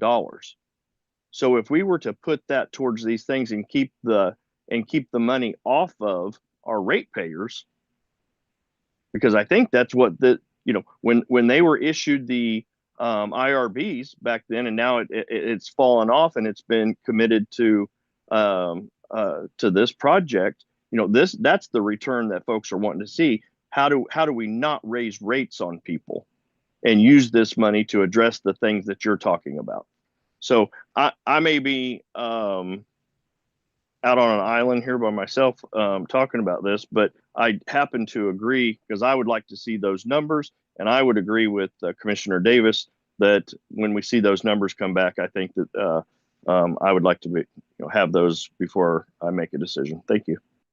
Thank you, Commissioner. Dr. Knieven. Thank you, Mayor Pro Tem. And you, Sorry, there you can you go. hear me now?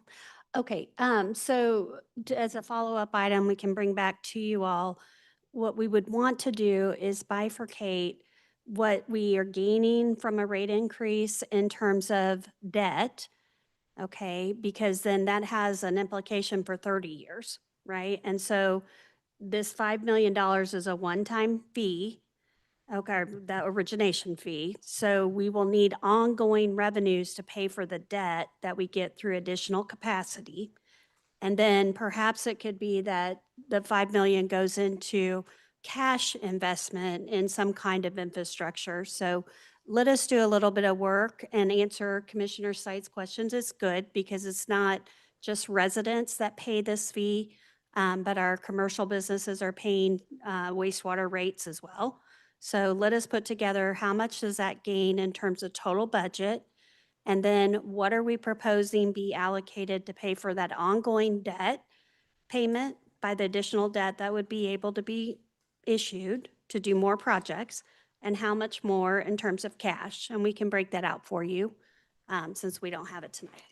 Okay, I appreciate that. And for 5 years now, I've been here, and we have heard that our debt, right, continues. Our debt payment, I don't know what it is right now, but probably in the 40 cents of every dollar goes to pay off debt. So when we can start reducing the amount of debt that we have and not issuing more debt, then we substantially increase our general fund dollars so that we can do some of these projects and not continue just to leverage my grandson and his son and so on and so on, where taxes just continue to increase because we just continue to issue debt. That's all. Thank you. Comment Thank on you, that Commissioner. real Yes, sir. quickly, just because Go ahead. the word general fund was used, and I just want to make it really clear that this rate, the reason we pulled these rates out is because these do not impact or have anything to do with the general fund. They are their own funds. They only work by themselves. So I just wanted to make sure that's clear. Yep, I appreciate that. But what it does do is decrease the amount of money that people have in their pocket. Thank you. Thank you. Commissioner Kump. Thank you. Come to at large. And I know that this money, the American Row money, it's for economic development. So maybe it can't necessarily be put towards just a blanket reduction of sewer rates and stormwater rates and solid waste rates. However, I think a workaround, or what it can do, is if you identify specific projects that these rates fund, it can help offset the level of increase, which is part of the reason why this morning in our American Rail Committee, I had floated the Turkey Creek project, which Jeff and Troy, thank you for being up at 7 a.m. when I reached out to you. So that's a project it's in the consent decree. We're behind on it, so it needs to be completed. And if we can use money from this American Rail Fund to pay for that, as opposed to using rate money, then that can help offset or augment some of the increases. So that's just something I wanted to, we can't use it for something that's not economic development, but if it's infrastructure that is economic development related, it maybe is an indirect decrease or impact on the rates. Thank you. Thank you, Commissioner. Okay, so we have three scenarios, 3 sets of rates, and I believe I've heard a couple of commissioners identify, plus now some questions that maybe we need to do some research on. So what's the will of the commission, Commissioner Davis? Yes, well, I'm not speaking for the will of the commission, but I did put the notification on there. So what I will offer is a motion to table these items just to give staff some time to get us answers to our questions. Just as an aside, one of the other things that I think would be worthy to look at is if there are areas that need a ditch built, particularly residential areas that do not have a way for stormwater to exit, that we contemplate what a program like that would look like, and so that we can work with that. So I'm going to go ahead and make a motion. Commissioner Davis, real quick, we do have that program. Oh, we do. That program was started with the previous rate. It's just very, very underfunded right now, but we have started the program. We do have a plan for it to go forward with more fundings available. So I agree with that, and we're I already got it. So Awesome. it's considered part of our maintenance program. So the more that you fund the maintenance program, the more that Perfect. you fund those particular needs. Great. Well, definitely having that information back in front of us, as well as some of the examples and the other things my colleagues said. So I will go ahead and make a motion to table 9.1, 9.2, and 9.3. The question becomes, colleagues, when we would want to take this up. Obviously not a planning and zoning meeting. So when is the next non-planning and zoning meeting, if I may ask the clerk? So our next meeting for regular commission is May 7th, and then the next one after that is May 21st. May 7th would be the one that I would offer. So I will make a motion to table 9.1, 9.2, and 9.3 to the next full commission meeting on May 7th. Second. Thank you. We have a motion and a second. Legal, we can do that? Bundle them together for the table? Yes, that Thank is you. appropriate. Thank you very much. Motion and a second. Roll call, please. Roll call, Davis. Aye. Bynum. Aye. Kump. Aye. Howard. Aye. Burns. Aye. Lopez. Aye. Stites. Aye. Vote is 7-0. Motion carries. Thank you. Thank you, staff and commissioners. It's a really good and very important conversation. I believe that moves us to the administrator's agenda. We have 3 items scheduled. The first one is a Board of Public Utilities Water and Electric Line project. It's an approval of an ordinance allowing condemnation proceedings to move forward to allow water and electric lines to be installed by the BPU. And we will ask Deputy Counsel Wendy Greed, please, to make your remarks. Thank you, Mayor Pro Tem. Good evening, Commissioners. This has been before you already once. They've already got permission previously from you to do the survey. This is just for an easement. It's not for a complete taking of property. It's for an easement that's needed for water and electrical lines. It was sent back last time because there was a question about whether the BPU board had specifically approved this eminent domain. The definitive answer is no, because this item doesn't come before them. The question about whether or not they can do eminent domain never comes before the BPU board. The BPU board approves the project. They approve the budget for the project, and then they leave it to the general manager and staff with the discretion as to what is needed to complete the project. So they know it's always contemplated that eminent domain may be required, but they leave that to staff's discretion to do what is needed to make sure that they get the job done. And they know that these lines are absolutely needed. So if eminent domain ends up needing to be needed, then that's what they have to do. But they would not need the board's permission to do it because the action itself has to be in the name of the unified government. So they actually need the commissioner's approval to do the eminent domain. So the action is in the name of the unified government. The easement will also be in the name of the unified government because BPU, not only can it not sue or be sued, but it also can't own land. So therefore it wouldn't even be able to have an easement in its name. So everything has to be done in the name of the unified government. So that's why they have to come here to ask the governing body's permission to even do this. So the definitive answer is no, this did not come before the BPU board because it never does. And counsel, just to reiterate what you are saying, I would say no, it doesn't go to the Board of Public Utilities Board because they don't have the authority. Correct. To grant that. It belongs with this governing body. Is that a fair statement? That is exactly correct. Thank you. Commissioner Lopez. Just a quick question. Can we wait on this to tell they know that there has to be eminent domain, and what is it? And what just because, I mean, if we authorize it tonight and all of a sudden, you know, half of somebody's yard, we don't know. Right. You know what I mean? And then what we'd have to do is end up buying that. correct? Right. No, I don't, there's not a need to buy the person's yard because once the work is completed, they'll be able to still use that entire section that the easement is on. They can't dig and build, like dig deep and go into the ground, but they can do anything they need to do on top of the ground. So they still have the use of that land. They just wouldn't be able to build on top of it.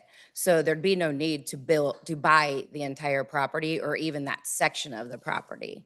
So, and they've been negotiating for quite some time, and it doesn't seem that the negotiations are going anywhere. So at this point, BPU would like to proceed with getting Okay. permission. Well, I'm just saying that, well, they got to put a pole in somebody's yard.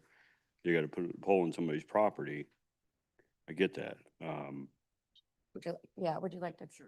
We do have representatives from BPU here. Hi, good evening. My name is David Wilson. I'm the director. Sir, would you pull that microphone? There you go. My Thank name you. is David Wilson. I'm the director of the Electrical Distribution Engineering Department. Just to give you some background on the project, it's important for various reasons. The reliability of that area. We're talking about an area that's on the east side of the river that we have very limited access to with our infrastructure. So our options are very limited about how we can route our infrastructure. And that became even more severe as part of the Army Corps of Engineers levee project that's been happening the last 4 or 5 years. When as part of that project, we had to remove one of our crossings, which actually put the whole James Street area on a lateral, is what we call, essentially on an island.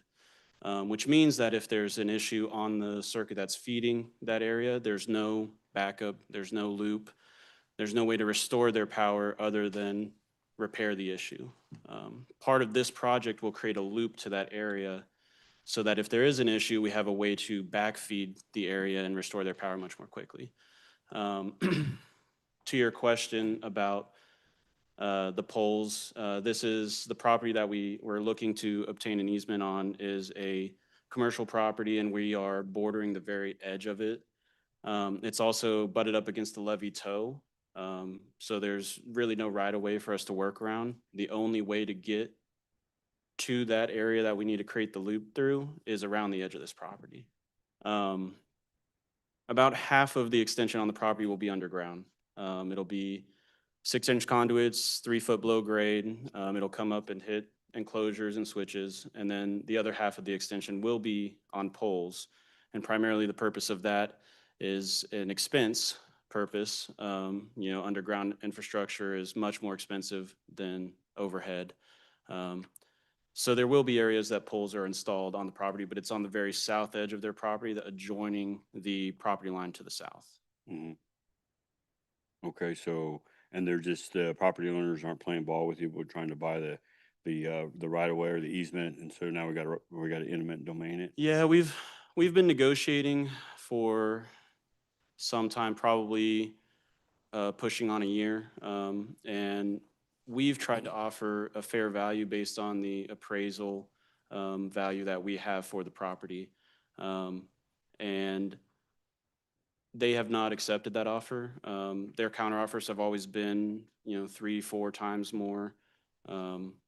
And we just don't believe that that would be just for our ratepayers to accept that offer.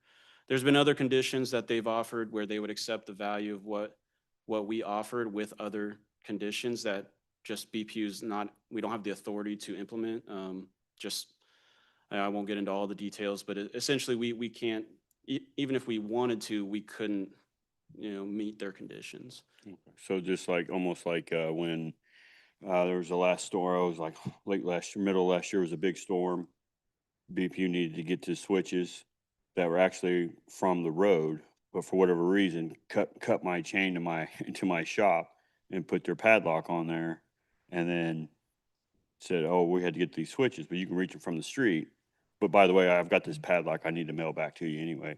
But anyway, so yeah, I kind of understand that part, but so they're wanting 3 or 4 times more than what you're offering them on that. Yes, that's correct. Is there a way we can see those numbers? Is that out of? I would caution that we should not be doing this in a public forum. may hinder the negotiations.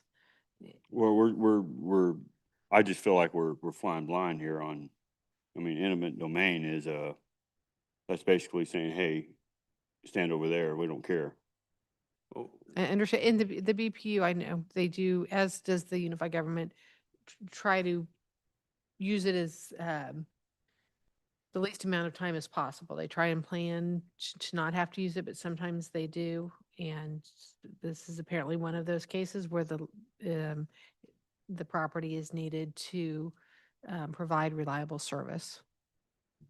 Well, I'm not in favor of that, but all right, thank you. Just to say, I mean, our intention is not to try to give somebody an unfair value for their property. Our intention is to have the appraisers determine a fair value, and then because we cannot reach that agreement with the property owner, we're just looking for the appraisers to determine that value, and then, you know, we will agree to whatever the appraisers decide. Commissioner Stites has his hand raised. Okay, Commissioner Howard and then Commissioner Stites.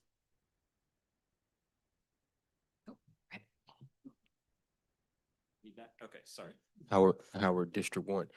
So in the beginning, you all were negotiating on the property, right? Yes. Okay, and then you got to a point to where you just realized it wasn't gonna work. Yes, it became, I mean, we are still actively trying to negotiate.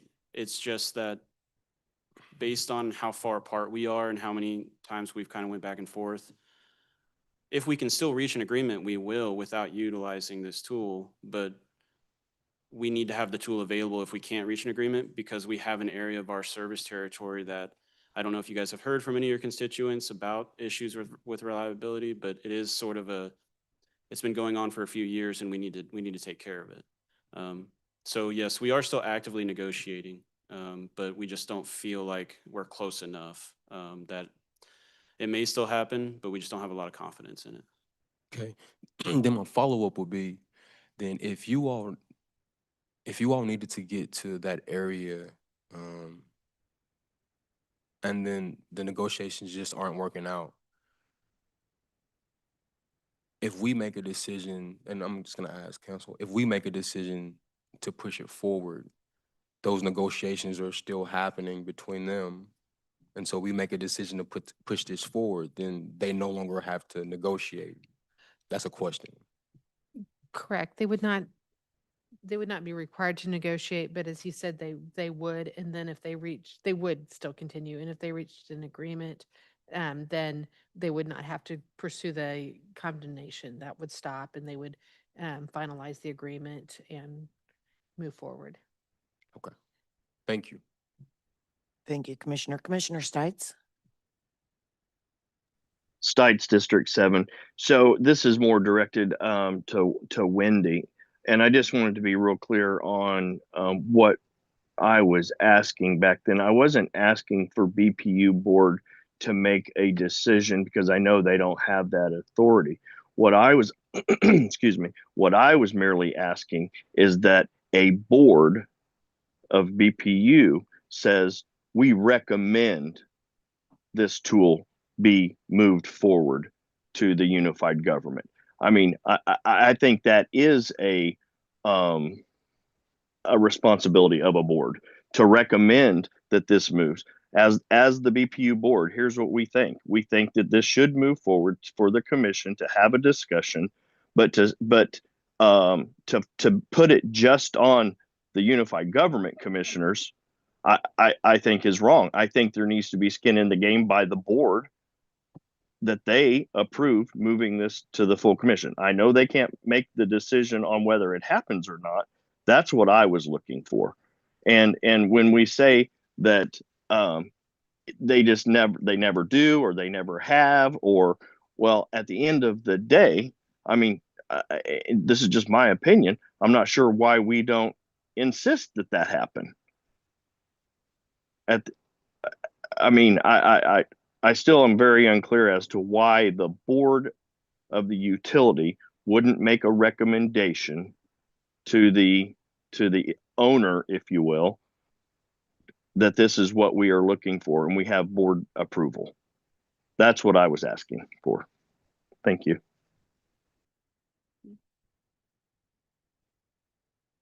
Commissioner, did you want to respond to that?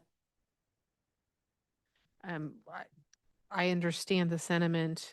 Traditionally, as Wendy has said, it's not been done. I can relay the sentiment, but the projects are approved. The projects themselves are approved, and the board has awareness that any project would, or may, depending on the project, require the use of eminent domain if work is going to be done, need to be done on private property, but I can certainly relay that sentiment for the future. Well, I mean, relaying the sentiment. I mean, how do we make it happen? I mean, aren't we? Don't we control? Don't we have some control on that? That we're. I mean, that this is what we are asking for. I mean, who Yes. is the dog?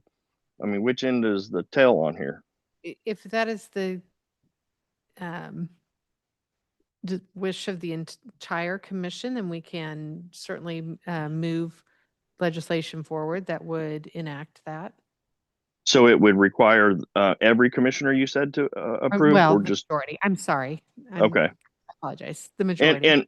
And we can have. I mean, I don't think that that's something that we do tonight, but but that was my whole thing for asking. I just think there needs to be some ownership on the BPU board to say that yes, we recommend that this goes in front of the full commission for this process. That's all. Thank you for the answer. Thank you. Commissioner Lopez. Yeah, I want to piggyback on that a little bit, I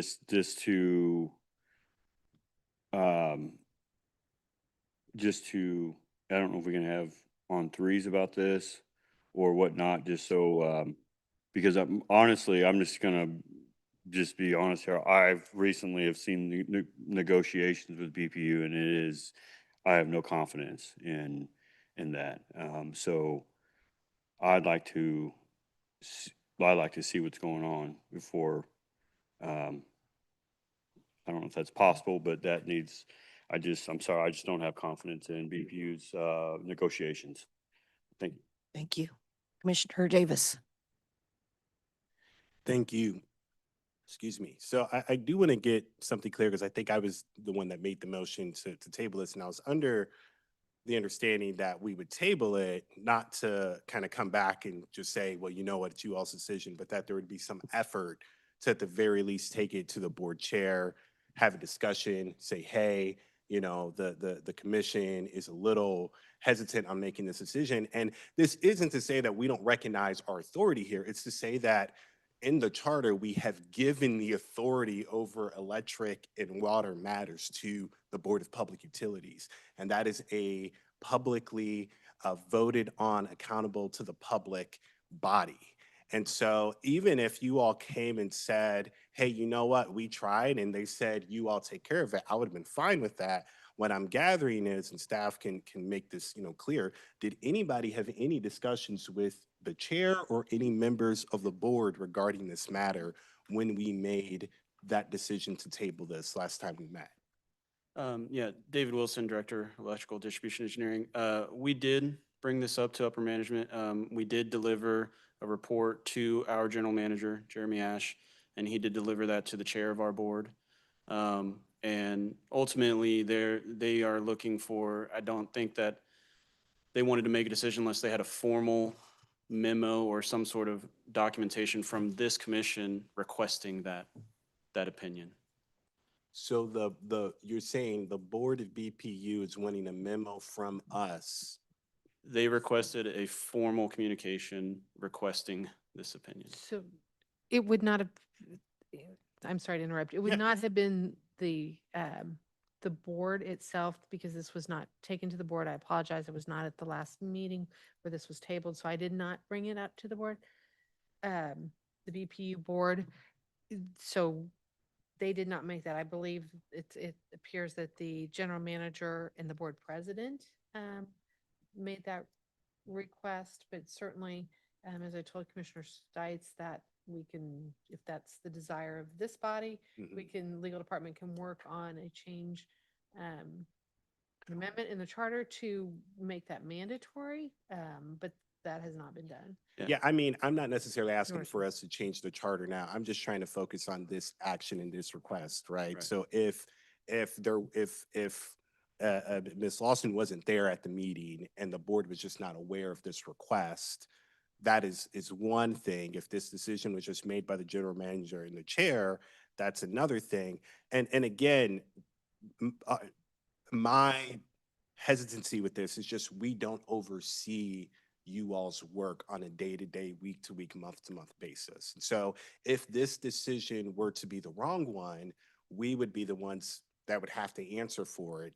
And we really could not give a great defense because we do not oversee this on the day-to-day. Having some sort of, hey, we recommend this, or hey, you know what, you all take it, we think it's fine, something from the folks that are also accountable to the public and also do this work on the day-to-day would give me some comfort in what you all are recommending. And so do I think we should do a charter change? Yes, but I think right now we just need to follow the direction that was given the last time we met on the matter. Thank you. Thank you. To the points that are being made, especially Commissioner Davis, your last one, which is that we don't direct the work of management or staff at the BPU, yet if a wrong decision were made, it would be on us. That is true right now, am I correct? About every aspect of the Board of Public Utilities, as Ms. Green stated when she started, it is the unified government that would sue or be sued. So That's correct. However, any settlement, any judgment would come out of BPU ratepayer funds and not the unified government taxpayer funds. But it is. whether but it's you're- this or anything else they do, You're correct. it's the unified government. It's in the name of the unified government. So to me, that is my opinion only. That is a moot point. However, if this body would like to make a motion that we request, that we make a formal request to the governing body of the Board of Public Utilities for this and any future condemnation proceeding of private property, we could do that. Yes, then I note that the next Board of Public Utilities board meeting would be May 6th. I'm not sure scheduling impacts for the project, but it would need to be continued beyond that. Could you help us answer? I understand you've been negotiating with this owner for quite some time. So talk to us about the impact. My name is Philip Brown. I am the Director of Civil Engineering over at BPU, Davis counterpart. Time is of the essence on this project. We have been trying to get this going for a very long time. We're only one storm away, as Davis kind of said. For the water side, which is what I represent, currently we are paying the Kansas City, Missouri of water, Kansas City Water. That's how we're getting water to some of our customers on that side. So every day that we delay, we are just spending money to KC Water that normally we will supply those. So if you could, it would really help us out, not help us out, but actually allow us to do our job if we can move forward. I understand the desire for this conversation. I think it's a great conversation to have. I just really want to install the water main. That's all I would like to do, though. And I'm just going to reiterate what you just said. Everyday delay is the Board of Public Utilities paying for water rather than being paid for water. Thank you. Any further discussion? Is there a motion? Commissioner Davis. Just a real quick question. How much are we having, ratepayers having to pay for the water? I want to say it's about, I'm going off the top of my head. You're fine. So I think it's about $2,000 a month so far here, so. Thank you. Commissioner Lopez. And and might be out of my purview, but just asking, what if there was an eminent domain in exchange for the property owner's, pilot fee? This is Legal. th- Go ahead. Those are two very different matters and controlled by two very different pieces of legislation. So we would not be able to commingle those and reach an agreement. The BP would have no authority, nor would the UG with the present legislation in place to reach such an agreement. Well, at the end of the day, the rate. It's a creative idea, but Well, what with I'm the saying is, legislation, it would not be a. what I'm saying is this, how is this going to affect the property owners, property taxes, basically? It should not affect them. Because this is a temporary construction easement, and then it would be a permanent easement for underground. Mm-hmm. So it's not going to devalue it at all, huh? Unless it's going right down. I'm not sure the line it's taking. I don't know if it would help, Commissioner Lopez. Have you seen the site where we're talking about? I know where about you're at, but. Oh, okay. The poles are probably the only thing you'll see, right? The poles along the toe of the levee that is going to, I mean, not the toe of the levee, it's going to be in between the two properties, right? Yeah. So it's going to be, you have a commercial building and then there's a hotel, I believe, on the south side. And these are where the poles are going to be. And then, but it's the same thing as having poles going down the street, right? So we shouldn't see a large impact, if any impact, to the property value. Is that okay way to put it? And so, yeah, it shouldn't be a large impact. Again, just to reiterate, as my partner David has said, not my partner, we have tried. We tried many, many times, and the numbers that I wish we could share, we can't share right now, is they're not close. It just, this is a really great equitable way to give us some additional leverage to move this conversation forward, allow us to complete the project, and then we can all sell water and electricity. And sir, to be clear, the BPU would pay the value. Yeah, Okay. absolutely, yeah. Okay, Yeah, and that's Commissioner, what- go oh, ahead. I'm sorry. Yeah, I was gonna say, that's what eminent domain does. Correct. Is the court appoints 3 appraisers. The 3 appraisers independently appraise the value of that easement. And then the judge awards a value based upon those 3 independent appraisers. And that's what BPU has to pay. Okay, thank you very much. I just wanted to clarify. Commissioner Burns. Still. Angie, concerning this protocol here tonight, is there a state statute that directs us to follow this? Yes, there's an eminent domain statute that sets out the steps of the process, and that's why it comes before the governing body more than So once. some of the issues that my colleagues are bringing up, they need to get a hold of their legislators to get it changed if they want to get it changed. Right, the BPU or the unified government, Public Works, whoever's doing the project would have to follow these steps. And again, that's why it comes before the board on more than one stop, of the process. Quite frankly, I think we're making a big deal out of nothing.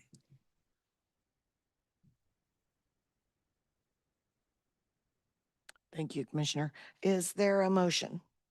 I'm sorry, I don't mean to stop the questions or the comments. Are there other questions or comments from the commission? Is there a motion for the item? I make a motion, we approve. There is a motion for approval. Is there a second? I'll second. Bynum. We have a motion by Commissioner Burns and a Bynum from Bynum. A second from Commissioner Bynum. Roll call. Commissioner, I believe you have a comment. I'm sorry. Commissioner Howard. No. Davis. Commissioner Davis. No. Oh, okay. Roll call. Okay. Davis, Aye. Bynum, Aye. Cump, Aye. Howard, Aye. Burns, Aye. Lopez, No. Stites. No. The vote is 5-2. The motion fails. Thank you. Is there any other motion on the item? Commissioner Davis. I do have a question for our attorney or parliamentarian. The folks that are on the failing side of the motion, can we make a motion to table? Or would that have to come from the prevailing side? Commissioner Davis, I did not hear what I'm you so said. sorry. I'm asking if either for the folks that were on the failing side of the motion, whether or not we can make a motion to table, or if that would have to come from the prevailing side. I believe you could make a motion to, for example, send it to the BPU to return with approval from the board. So it would not be the exact same proposal in front of you because it would come with the recommendation of the BPU board. Okay. Well, if my colleagues are amenable to it, I will make a motion to send this item to the BPU board in the form of a formal memo requesting their advisement on this matter, and that after that advisement, they come back to this body for consideration. Is there a second? Come second. We have a motion and a second. Roll call. Roll call. Davis, Aye. Bynum, Aye. Cump, Aye. Howard, Aye. Burns, No. Lopez, No. Stites. Aye. The vote is still 5-2. The motion fails.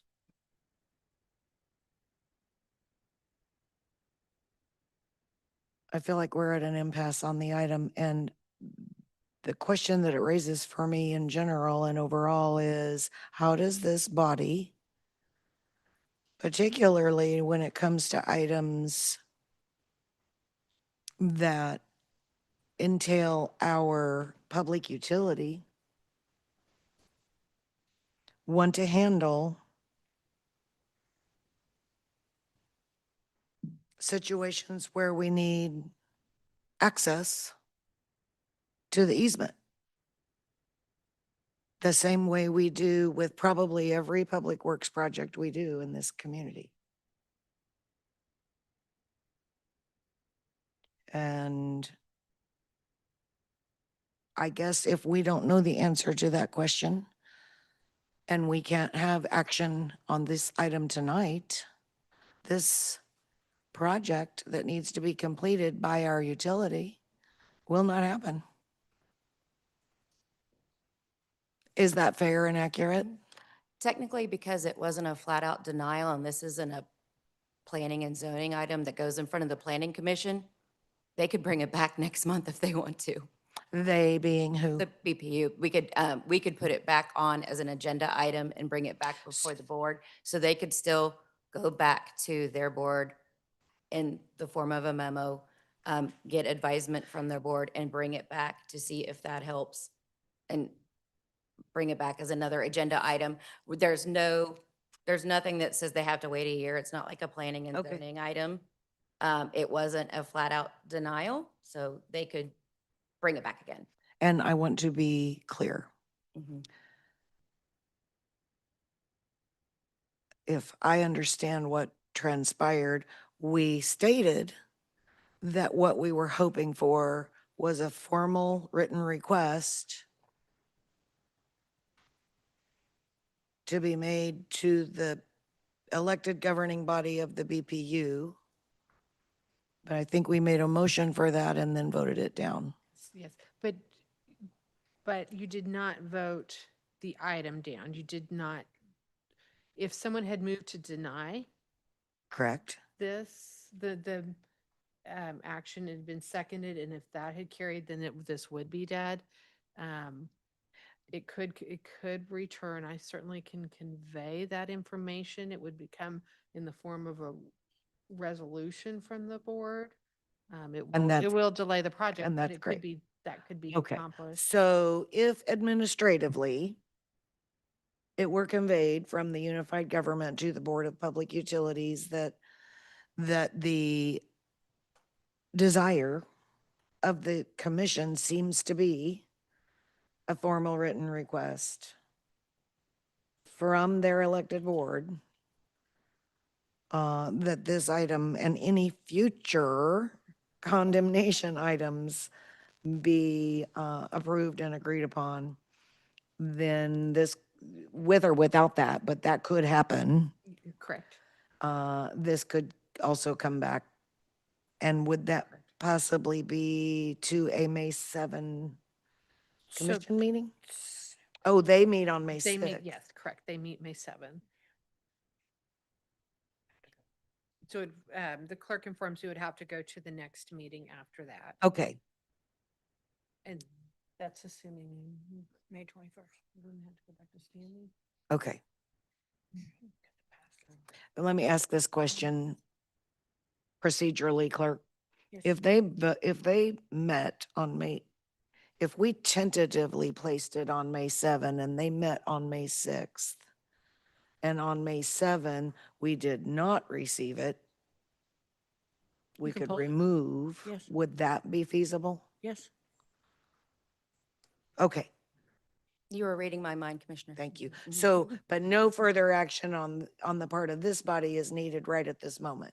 Right, I understand the intent of Thank the you. board, and I can certainly relay that and have a resolution placed on their next board meeting. And I think just a suggestion for us, perhaps to Commissioner Kump's Public Works and Safety Standing Committee, a broader conversation about the use of condemnation, why we do it, how long have we been a city? It's been a long time. We've been doing this. So this is not new or unusual in any way. And I think it might be valuable for the governing body to have a informational conversation about the uses of these technical legal items. Thank you. We will move on. The next item on the administrator's agenda is a notification received by the unified government regarding issuance of multifamily housing revenue bonds to be issued by the Kansas Development Finance Authority for the Glanville Towers project located at 730 Nebraska Avenue in the approximate amount of $17.5 million. This resolution preserves the governing body's intent to approve or disapprove the request. I'll ask our legal department to make remarks. Thank you, Madam Mayor Pro Tem. Good evening again, Commissioners. Wendy Green, Deputy Chief Counsel. This is a tool that you all have seen before. This is where the Kansas Development Finance Authority, or KDFEA, is intending to issue their affordable multifamily housing revenue bonds. They've had this developer, Glanville Towers, approach them and request these bonds so that they can rehabilitate and redo the housing there at 730 Nebraska Avenue. And as part of the process for them asking for that bonds, KDFA then notifies us that they intend to issue the bonds unless within 15 days of their notification, this governing body notifies them that they disapprove the project. And so technically, if you approve the project, there's nothing you need to do. And if you disapprove the project, then you need to have a resolution stating as such. Historically, if you want to approve it, you all have wanted to do a resolution. So that's why we've provided two resolutions. One resolution stating you approve the project, another resolution stating that you disapprove the project. If you do disapprove the project, we do need to give notice of that to KDFA within that 15 days of them giving us notice, which that letter is also in the packet. It was dated April 9th. So again, this is KDFA issuing the bonds. This is not bonds that come from the unified government. The unified government doesn't have an incentive involved in this project. It is the state providing the incentive, but as part of the process, they do allow the local governing body to weigh in. Thank you. Questions, comments from the commission? Commissioner Kemp. Come to at large. So this is a procedural matter that's required by state law. Correct. The only reason we're involved in this discussion is because the state, in the statute that governs these types of financing instruments, says we have to ask the municipality. Correct. This is not us issuing the bonds. We're not on the hook for anything here. They just need to get our approval as part of the steps of issuing the bonds to this developer. Correct. Okay, I just wanted to make sure we're all on the same page there. Thank you. Thank you. Commissioner Lopez. Yeah, is this, for these multifamily stuff, is this like low-income Section 8 housing? It is supposed to be affordable housing. I do not know that that means Section 8, though. It could just be like, it is supposed to be for affordable housing. There we go. That's, Mhm. that's what I was going for. Okay, all right, thank you. Thank you. Other questions, comments? Commissioner Davis. I just want to say, I think this is very exciting, $17.5 million investment, which is going to, I imagine, increase the quality of life for those residents and also improve the area and could probably bring in some additional tax dollars and revenue. So yeah, I'm excited to see this. Thank you. Any other questions or comments on the item?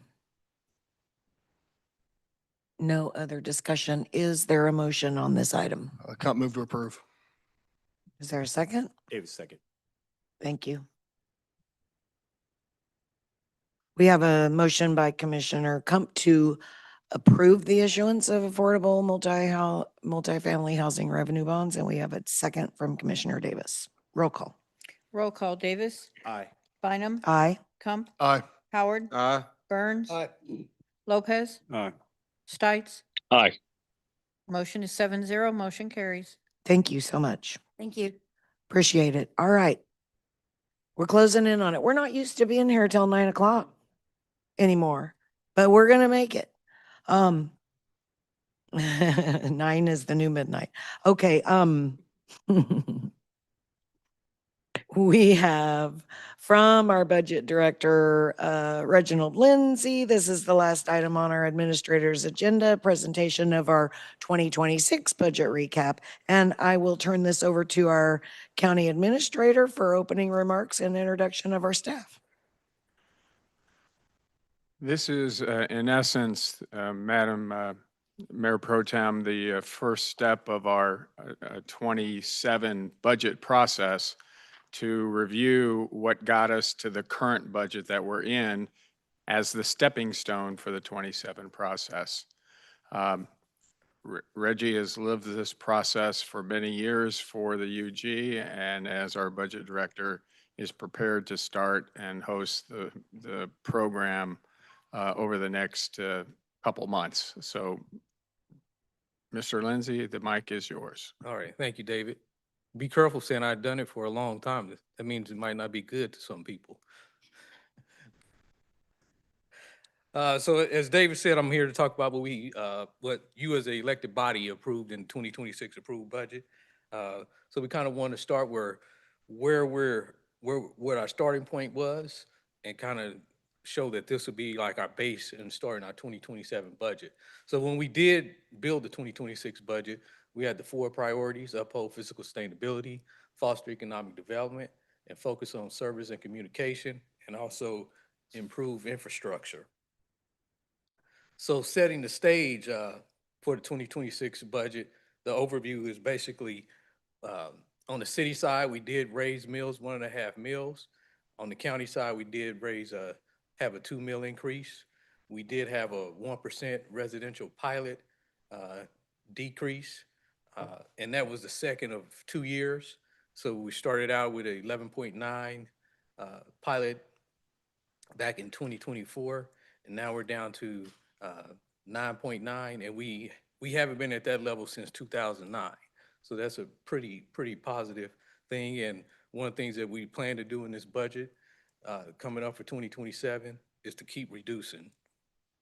Also, we had no layoffs. Part of the reason we had no layoffs was We heard from the community where they wanted services upheld. So if we would have had layoffs, there would have been some impact to services. And also, uh, we adhere to a debt strategy passed by commission last year. So one of the things in this current 2026 budget, we have debt issuance of like $10 million. In years past, it's been $20 million. 2023, I think it was like $16 million. So getting to $10 million was a really great number, and we look to hold to our debt targets in the future. Also, we continue to restore service programs that we had. So we had reduced livable neighborhoods and other budgets. And so we did restore that funding to what they had in the budget in 2024. Also, we continue to fund the combined sewers overflow program, and also with paper preservation, which was a very high priority in our citizen survey, where citizens wanted our streets paved and they wanted to stop complaining about potholes. So we put a large historical amount of money towards our pavement preservation program. And as you can see out in our streets now, on State and Pearl, there is a lot of work going on. So one of the things we did do in this 2026 budget, we changed the way that we budget. So we used to budget on a trend for personnel. And so we quit budgeting on a trend and gave departments positions that they truly had. So one of the things that we froze many positions. And so all the positions that departments have within their budget or their department or their budget now. So that is a more transparent process. And so it's been working out pretty well. We didn't have any overages, many overages last year in our 2025 budget. And then also our capital debt process. Again, I kind of spoke about, we approved $10 million in our budget for 2026 debt. And in years past, it had been higher than that. And we were able to get some good projects in there also with approving $10 million worth of debt.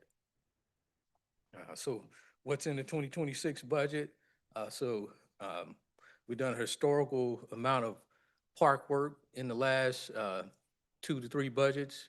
And this is one thing that we definitely heard in our citizen survey. Citizens wanted to see more work done in our parks.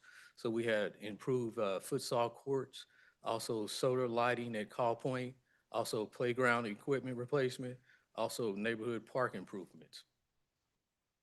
And also facility-wise, we have $1 million in the budget for architecture for a new fire station. Also, we have $1 million in the budget for West Patrol architect and engineering fees, and that's also the same for the fire station. And as I mentioned before, with infrastructure, we're doing a historic amount of work in pavement preservation this year. And economic development-wise, we have Rock Island Bridge projects, and we also expanded small business program that came up a little bit earlier. We did have $50,000 in the budget. We raised to where there's $100,000 in there now. And then we have pre-approved plans established, and we expanded our redevelopment program. Also, technology-wise, we have a body camera support, and then also a jail management system for the sheriff, and then tax management system in the outer years in the capital schedule. So one of the things with the budget that we approved last year on both the city and the county side combined, it was a $509 million budget. 38% of that is the city general fund, and 18% of that is the county general fund. So the city general fund is a $193 million budget, and the county general fund is a $94 million budget. So with having this $509 million budget for both the city and the county, the city's portion with all its funds is a $387 million budget, and the county with all its funds is a $122 million budget. So on the city side, we have 17 different funds over there. And on the county side, we have 14 different funds for a total of 31 funds. And so one of the things about us as a unified government, we are unified, but we do have two separate budgets for the city and the county. So there are county functions, as you can see in the green, and then there are the city functions that you see in the purple. And then when they come together with shared functions, like internal functions like budget, building and logistics, the county administrator's office, the clerk's office, and community programs and finance, those are shared programs that make us a unified government. So looking at kind of breaking down the city general fund, we have $193 million of revenues coming in, and then also we have $193 million of expenses going out. And you can see kind of the breakdown of the expense categories of the expenses that we have. So total personnel is 73% on the expense side. Of that, public safety is 58%. And then kind of jumping over on the revenue side, sales taxes are our largest portion of revenue, coming in at 32%. And just to give you all a fact, back in 2014, sales and use tax revenue was 22% of the pie. So it was very close to property tax. And you can see over the years it's grown. Here we have a view of our long range forecast for the city general fund as we approved it during the budget season last year. So one of the things I like to zone in on is that 2026 budget. Kind of talked about it's $182 million budget. Also, we can see where when we approved it, we did have a deficit there in the net change fund balance of about $1.1 million. So that's basically saying we're spending 1.1 million more dollars of expenses going out than revenues that we have coming in. Also, we look at the reserve percentage of expenditures as a fund balance. We're at like 18%. Our policy is that we should be at 25%. And then as we look out going on to the years, like the net change in fund balance here in the city general fund, it keeps growing. So we can see in 2027, it jumps up to $2 million. In 2028, it jumps up to like $4.2 million. In 2029, $5.2 million. In 2030, we're $6.1 million. So one of the things going on there is our expenses right now are definitely growing faster than our revenues that we have coming in. And so in the future years, every year we're going to have to make adjustments to our expenditures or find new revenues to get rid of those deficits that we're seeing each year. And so below you can kind of see our revenue assumptions of 4% property tax revenue growth from 2027 to 2030, and then also 2% sales tax revenue growth through 2028, and then a 4% growth for 2029 to 2030. And then on expenditure assumptions, we're assuming that we'll have a 3.5% personnel cost increase from 2027 to 2030, and then 3% contractual commodity increase from 2027 to 2030.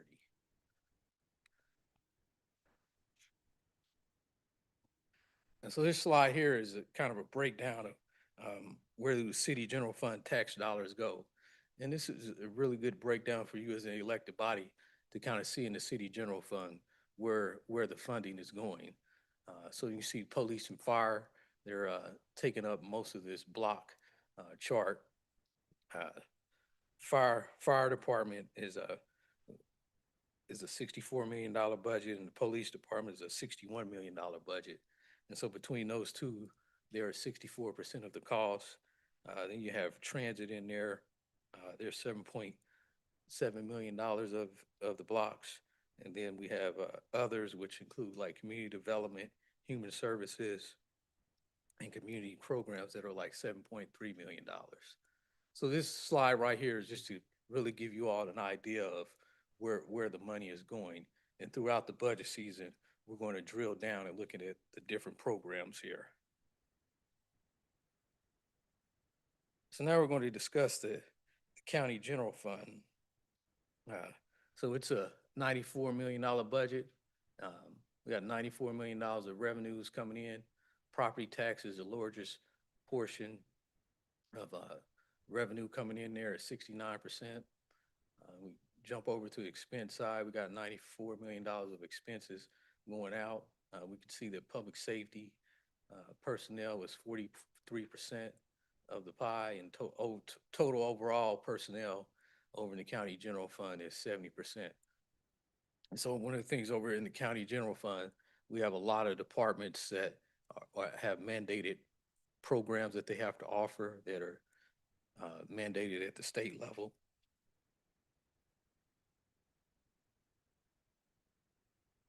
So looking at the long range forecast, as we did with the city general fund, we'll zone in at the 2026 budget that was approved last year by the elected body. So we had total expense of $94 million, total revenues of $93 million. And we can see that our deficit was, we're spending a little bit over $900,000 more expenses in revenues. We can see that our fund balance is 3%. And again, our policy is to be at 25%, but we can see we're at 3%. And so again, just kind of looking at the deficit as it goes out, this is a little different from the city general fund where this deficit, we still have deficits out until 2030, and the deficits are shrinking as we go out, but we still need to make some adjustments to get rid of those deficits in 2027 and 2028 and 2029. And then also get our fund balance up to 25%, where it dwindles down to like 1.6 by 2030.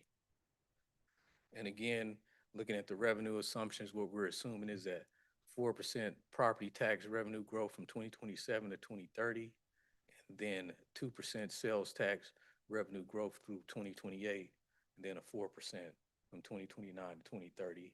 And again, over in expenditures of assumptions, we're assuming a 3.5% personnel cost increase from 2027 to 2030, and then 3% capital equipment and project goal from 2027 to 2030.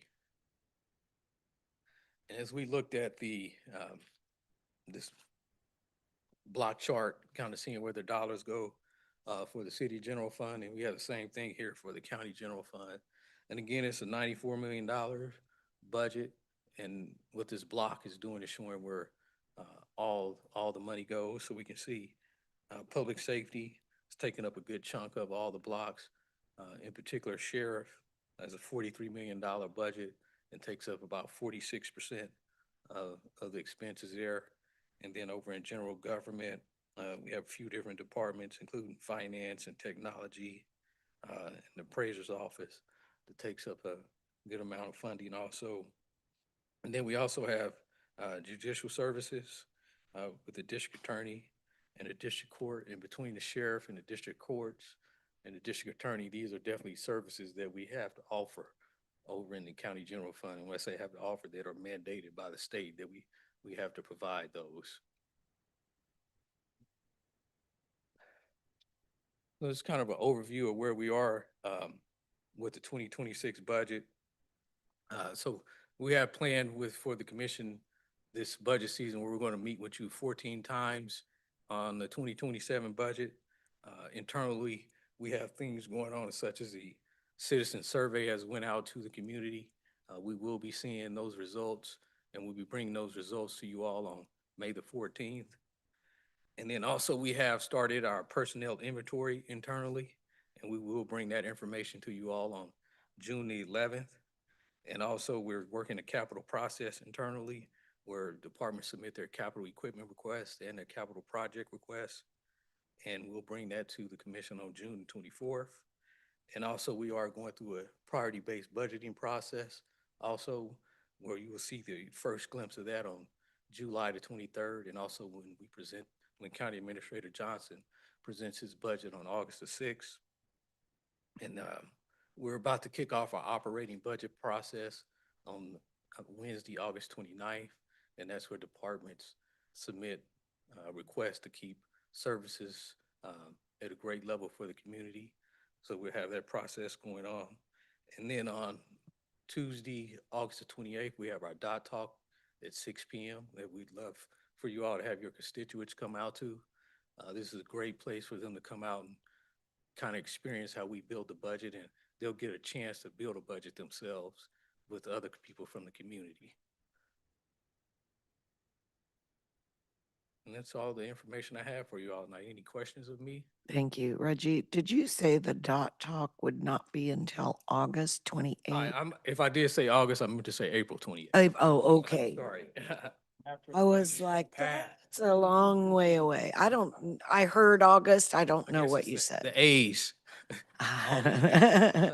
Okay, so April 28th. Yes, at 6 At p.m. 6 at the Kansas City, p.m. Kansas Community Tech Center. Thank you, KCKCC Tech Center.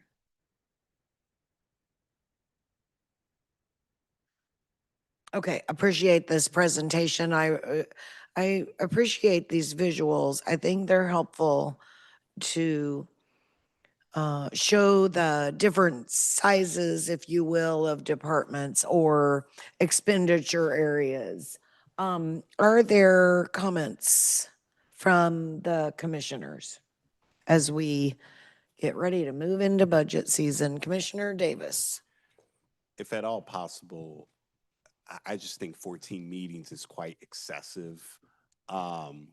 So if we could lower that number, and maybe for if staff picks up on like themes that we need to go in more depth with, either having a special session or having on threes. It's just last year we spent an incredible amount of time. And I think anybody could have told you how the votes were going to land even after spending that much time.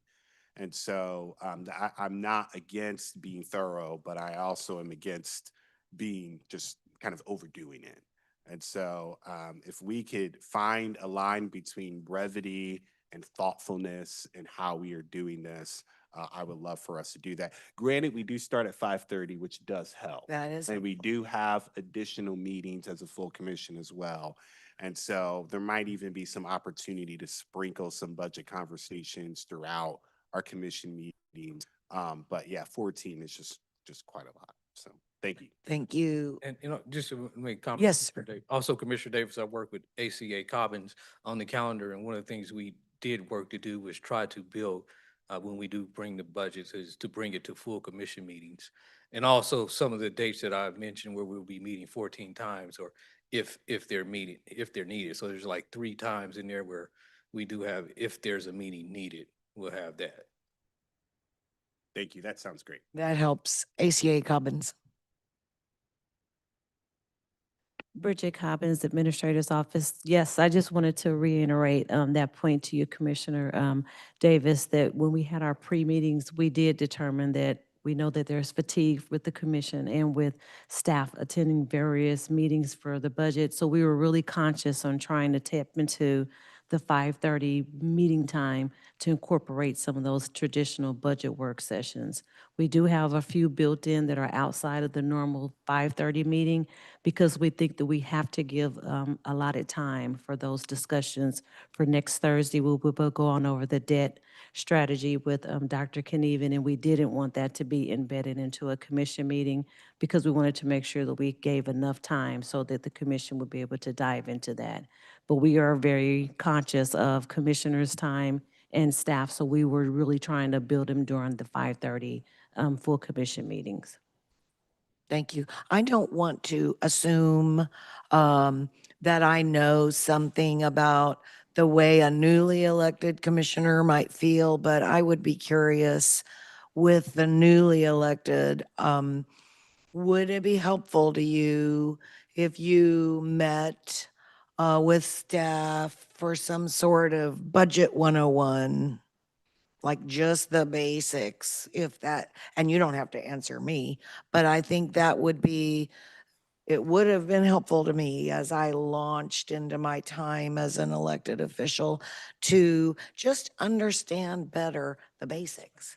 Commissioner Kump.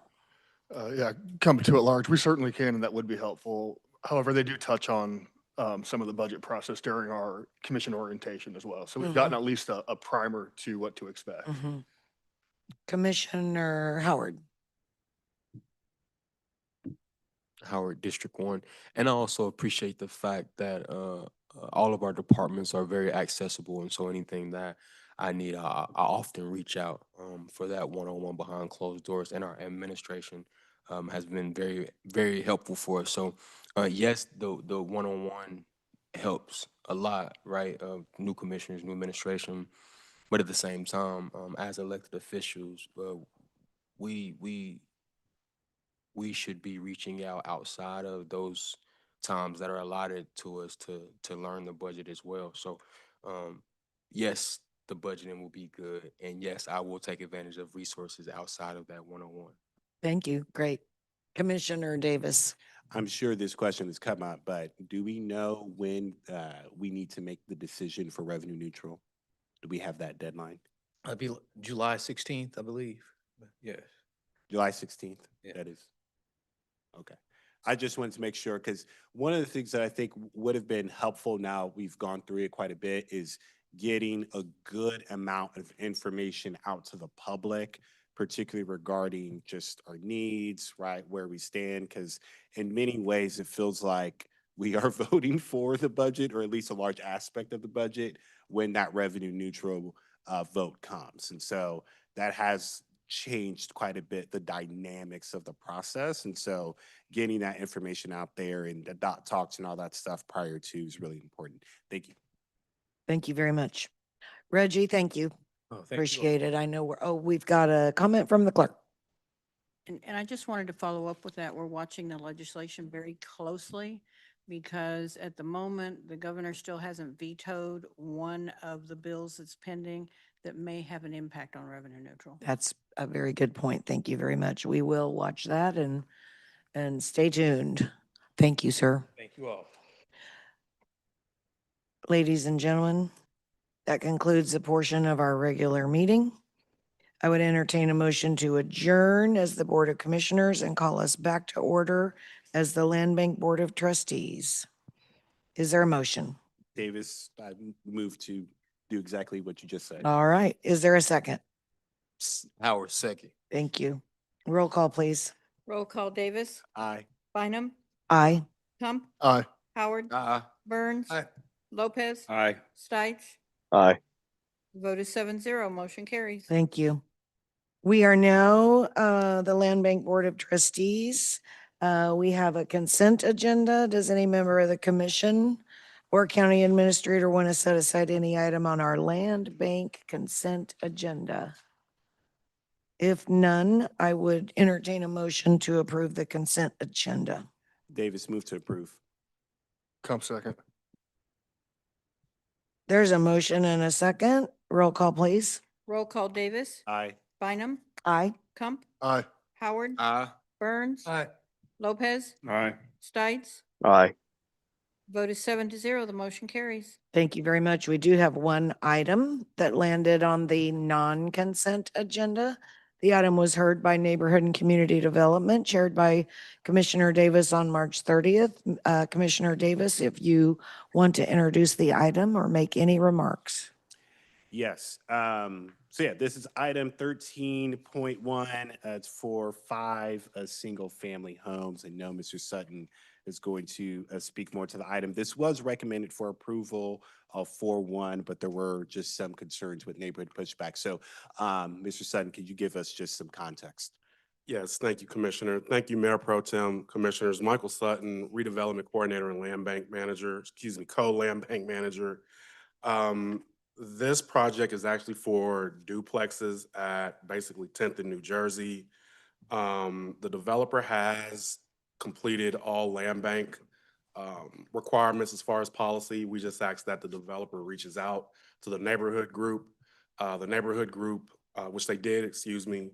The neighborhood group still had opposition on this.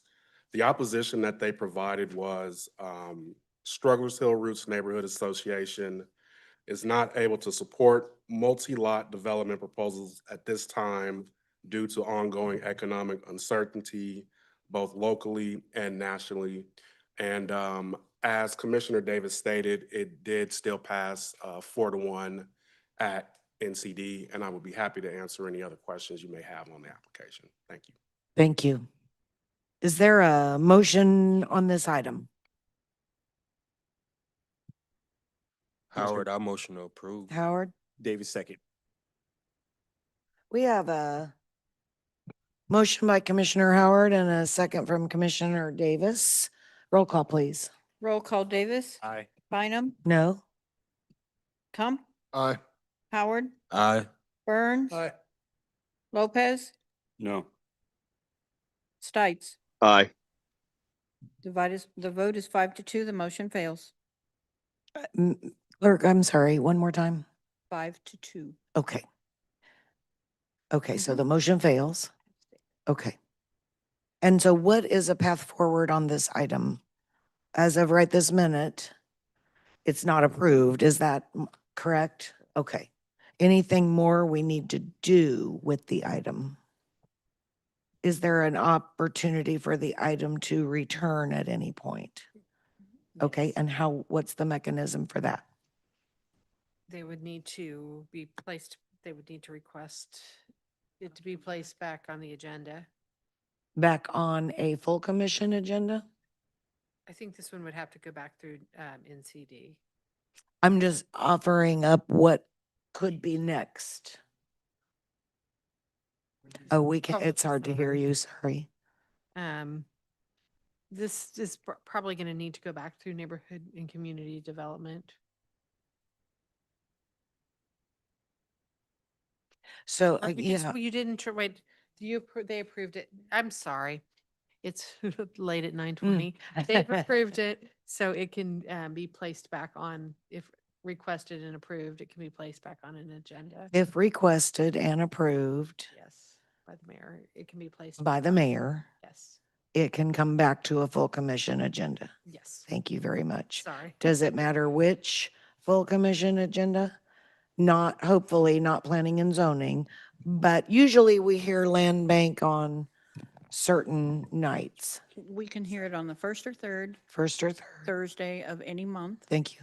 Planning and zoning is the last. Thank you very much. I just needed to know, sometimes when we have action that's just a little unusual from what we see most of the time, I'm just always looking for, and then what? So Yes. thank you very much. It is when an item is voted, when someone, moves to disapprove or deny, when someone moves to deny, then that is the Got it. final That's action. different. Okay, thank you so much. That's very much appreciated. Anything else from the governing body? With no other business, I would entertain a motion to adjourn. Davis so moved. Is there a second? Howard, second. We have a motion from Commissioner Davis and a second from Commissioner Howard to adjourn. Roll call. Roll call Davis. Aye. Bynum, Aye. Kump, Aye. Howard, Burns, Aye. Lopez, Aye. Stites. Aye. The vote is 7-0. The motion carries. Thank you. We're adjourned.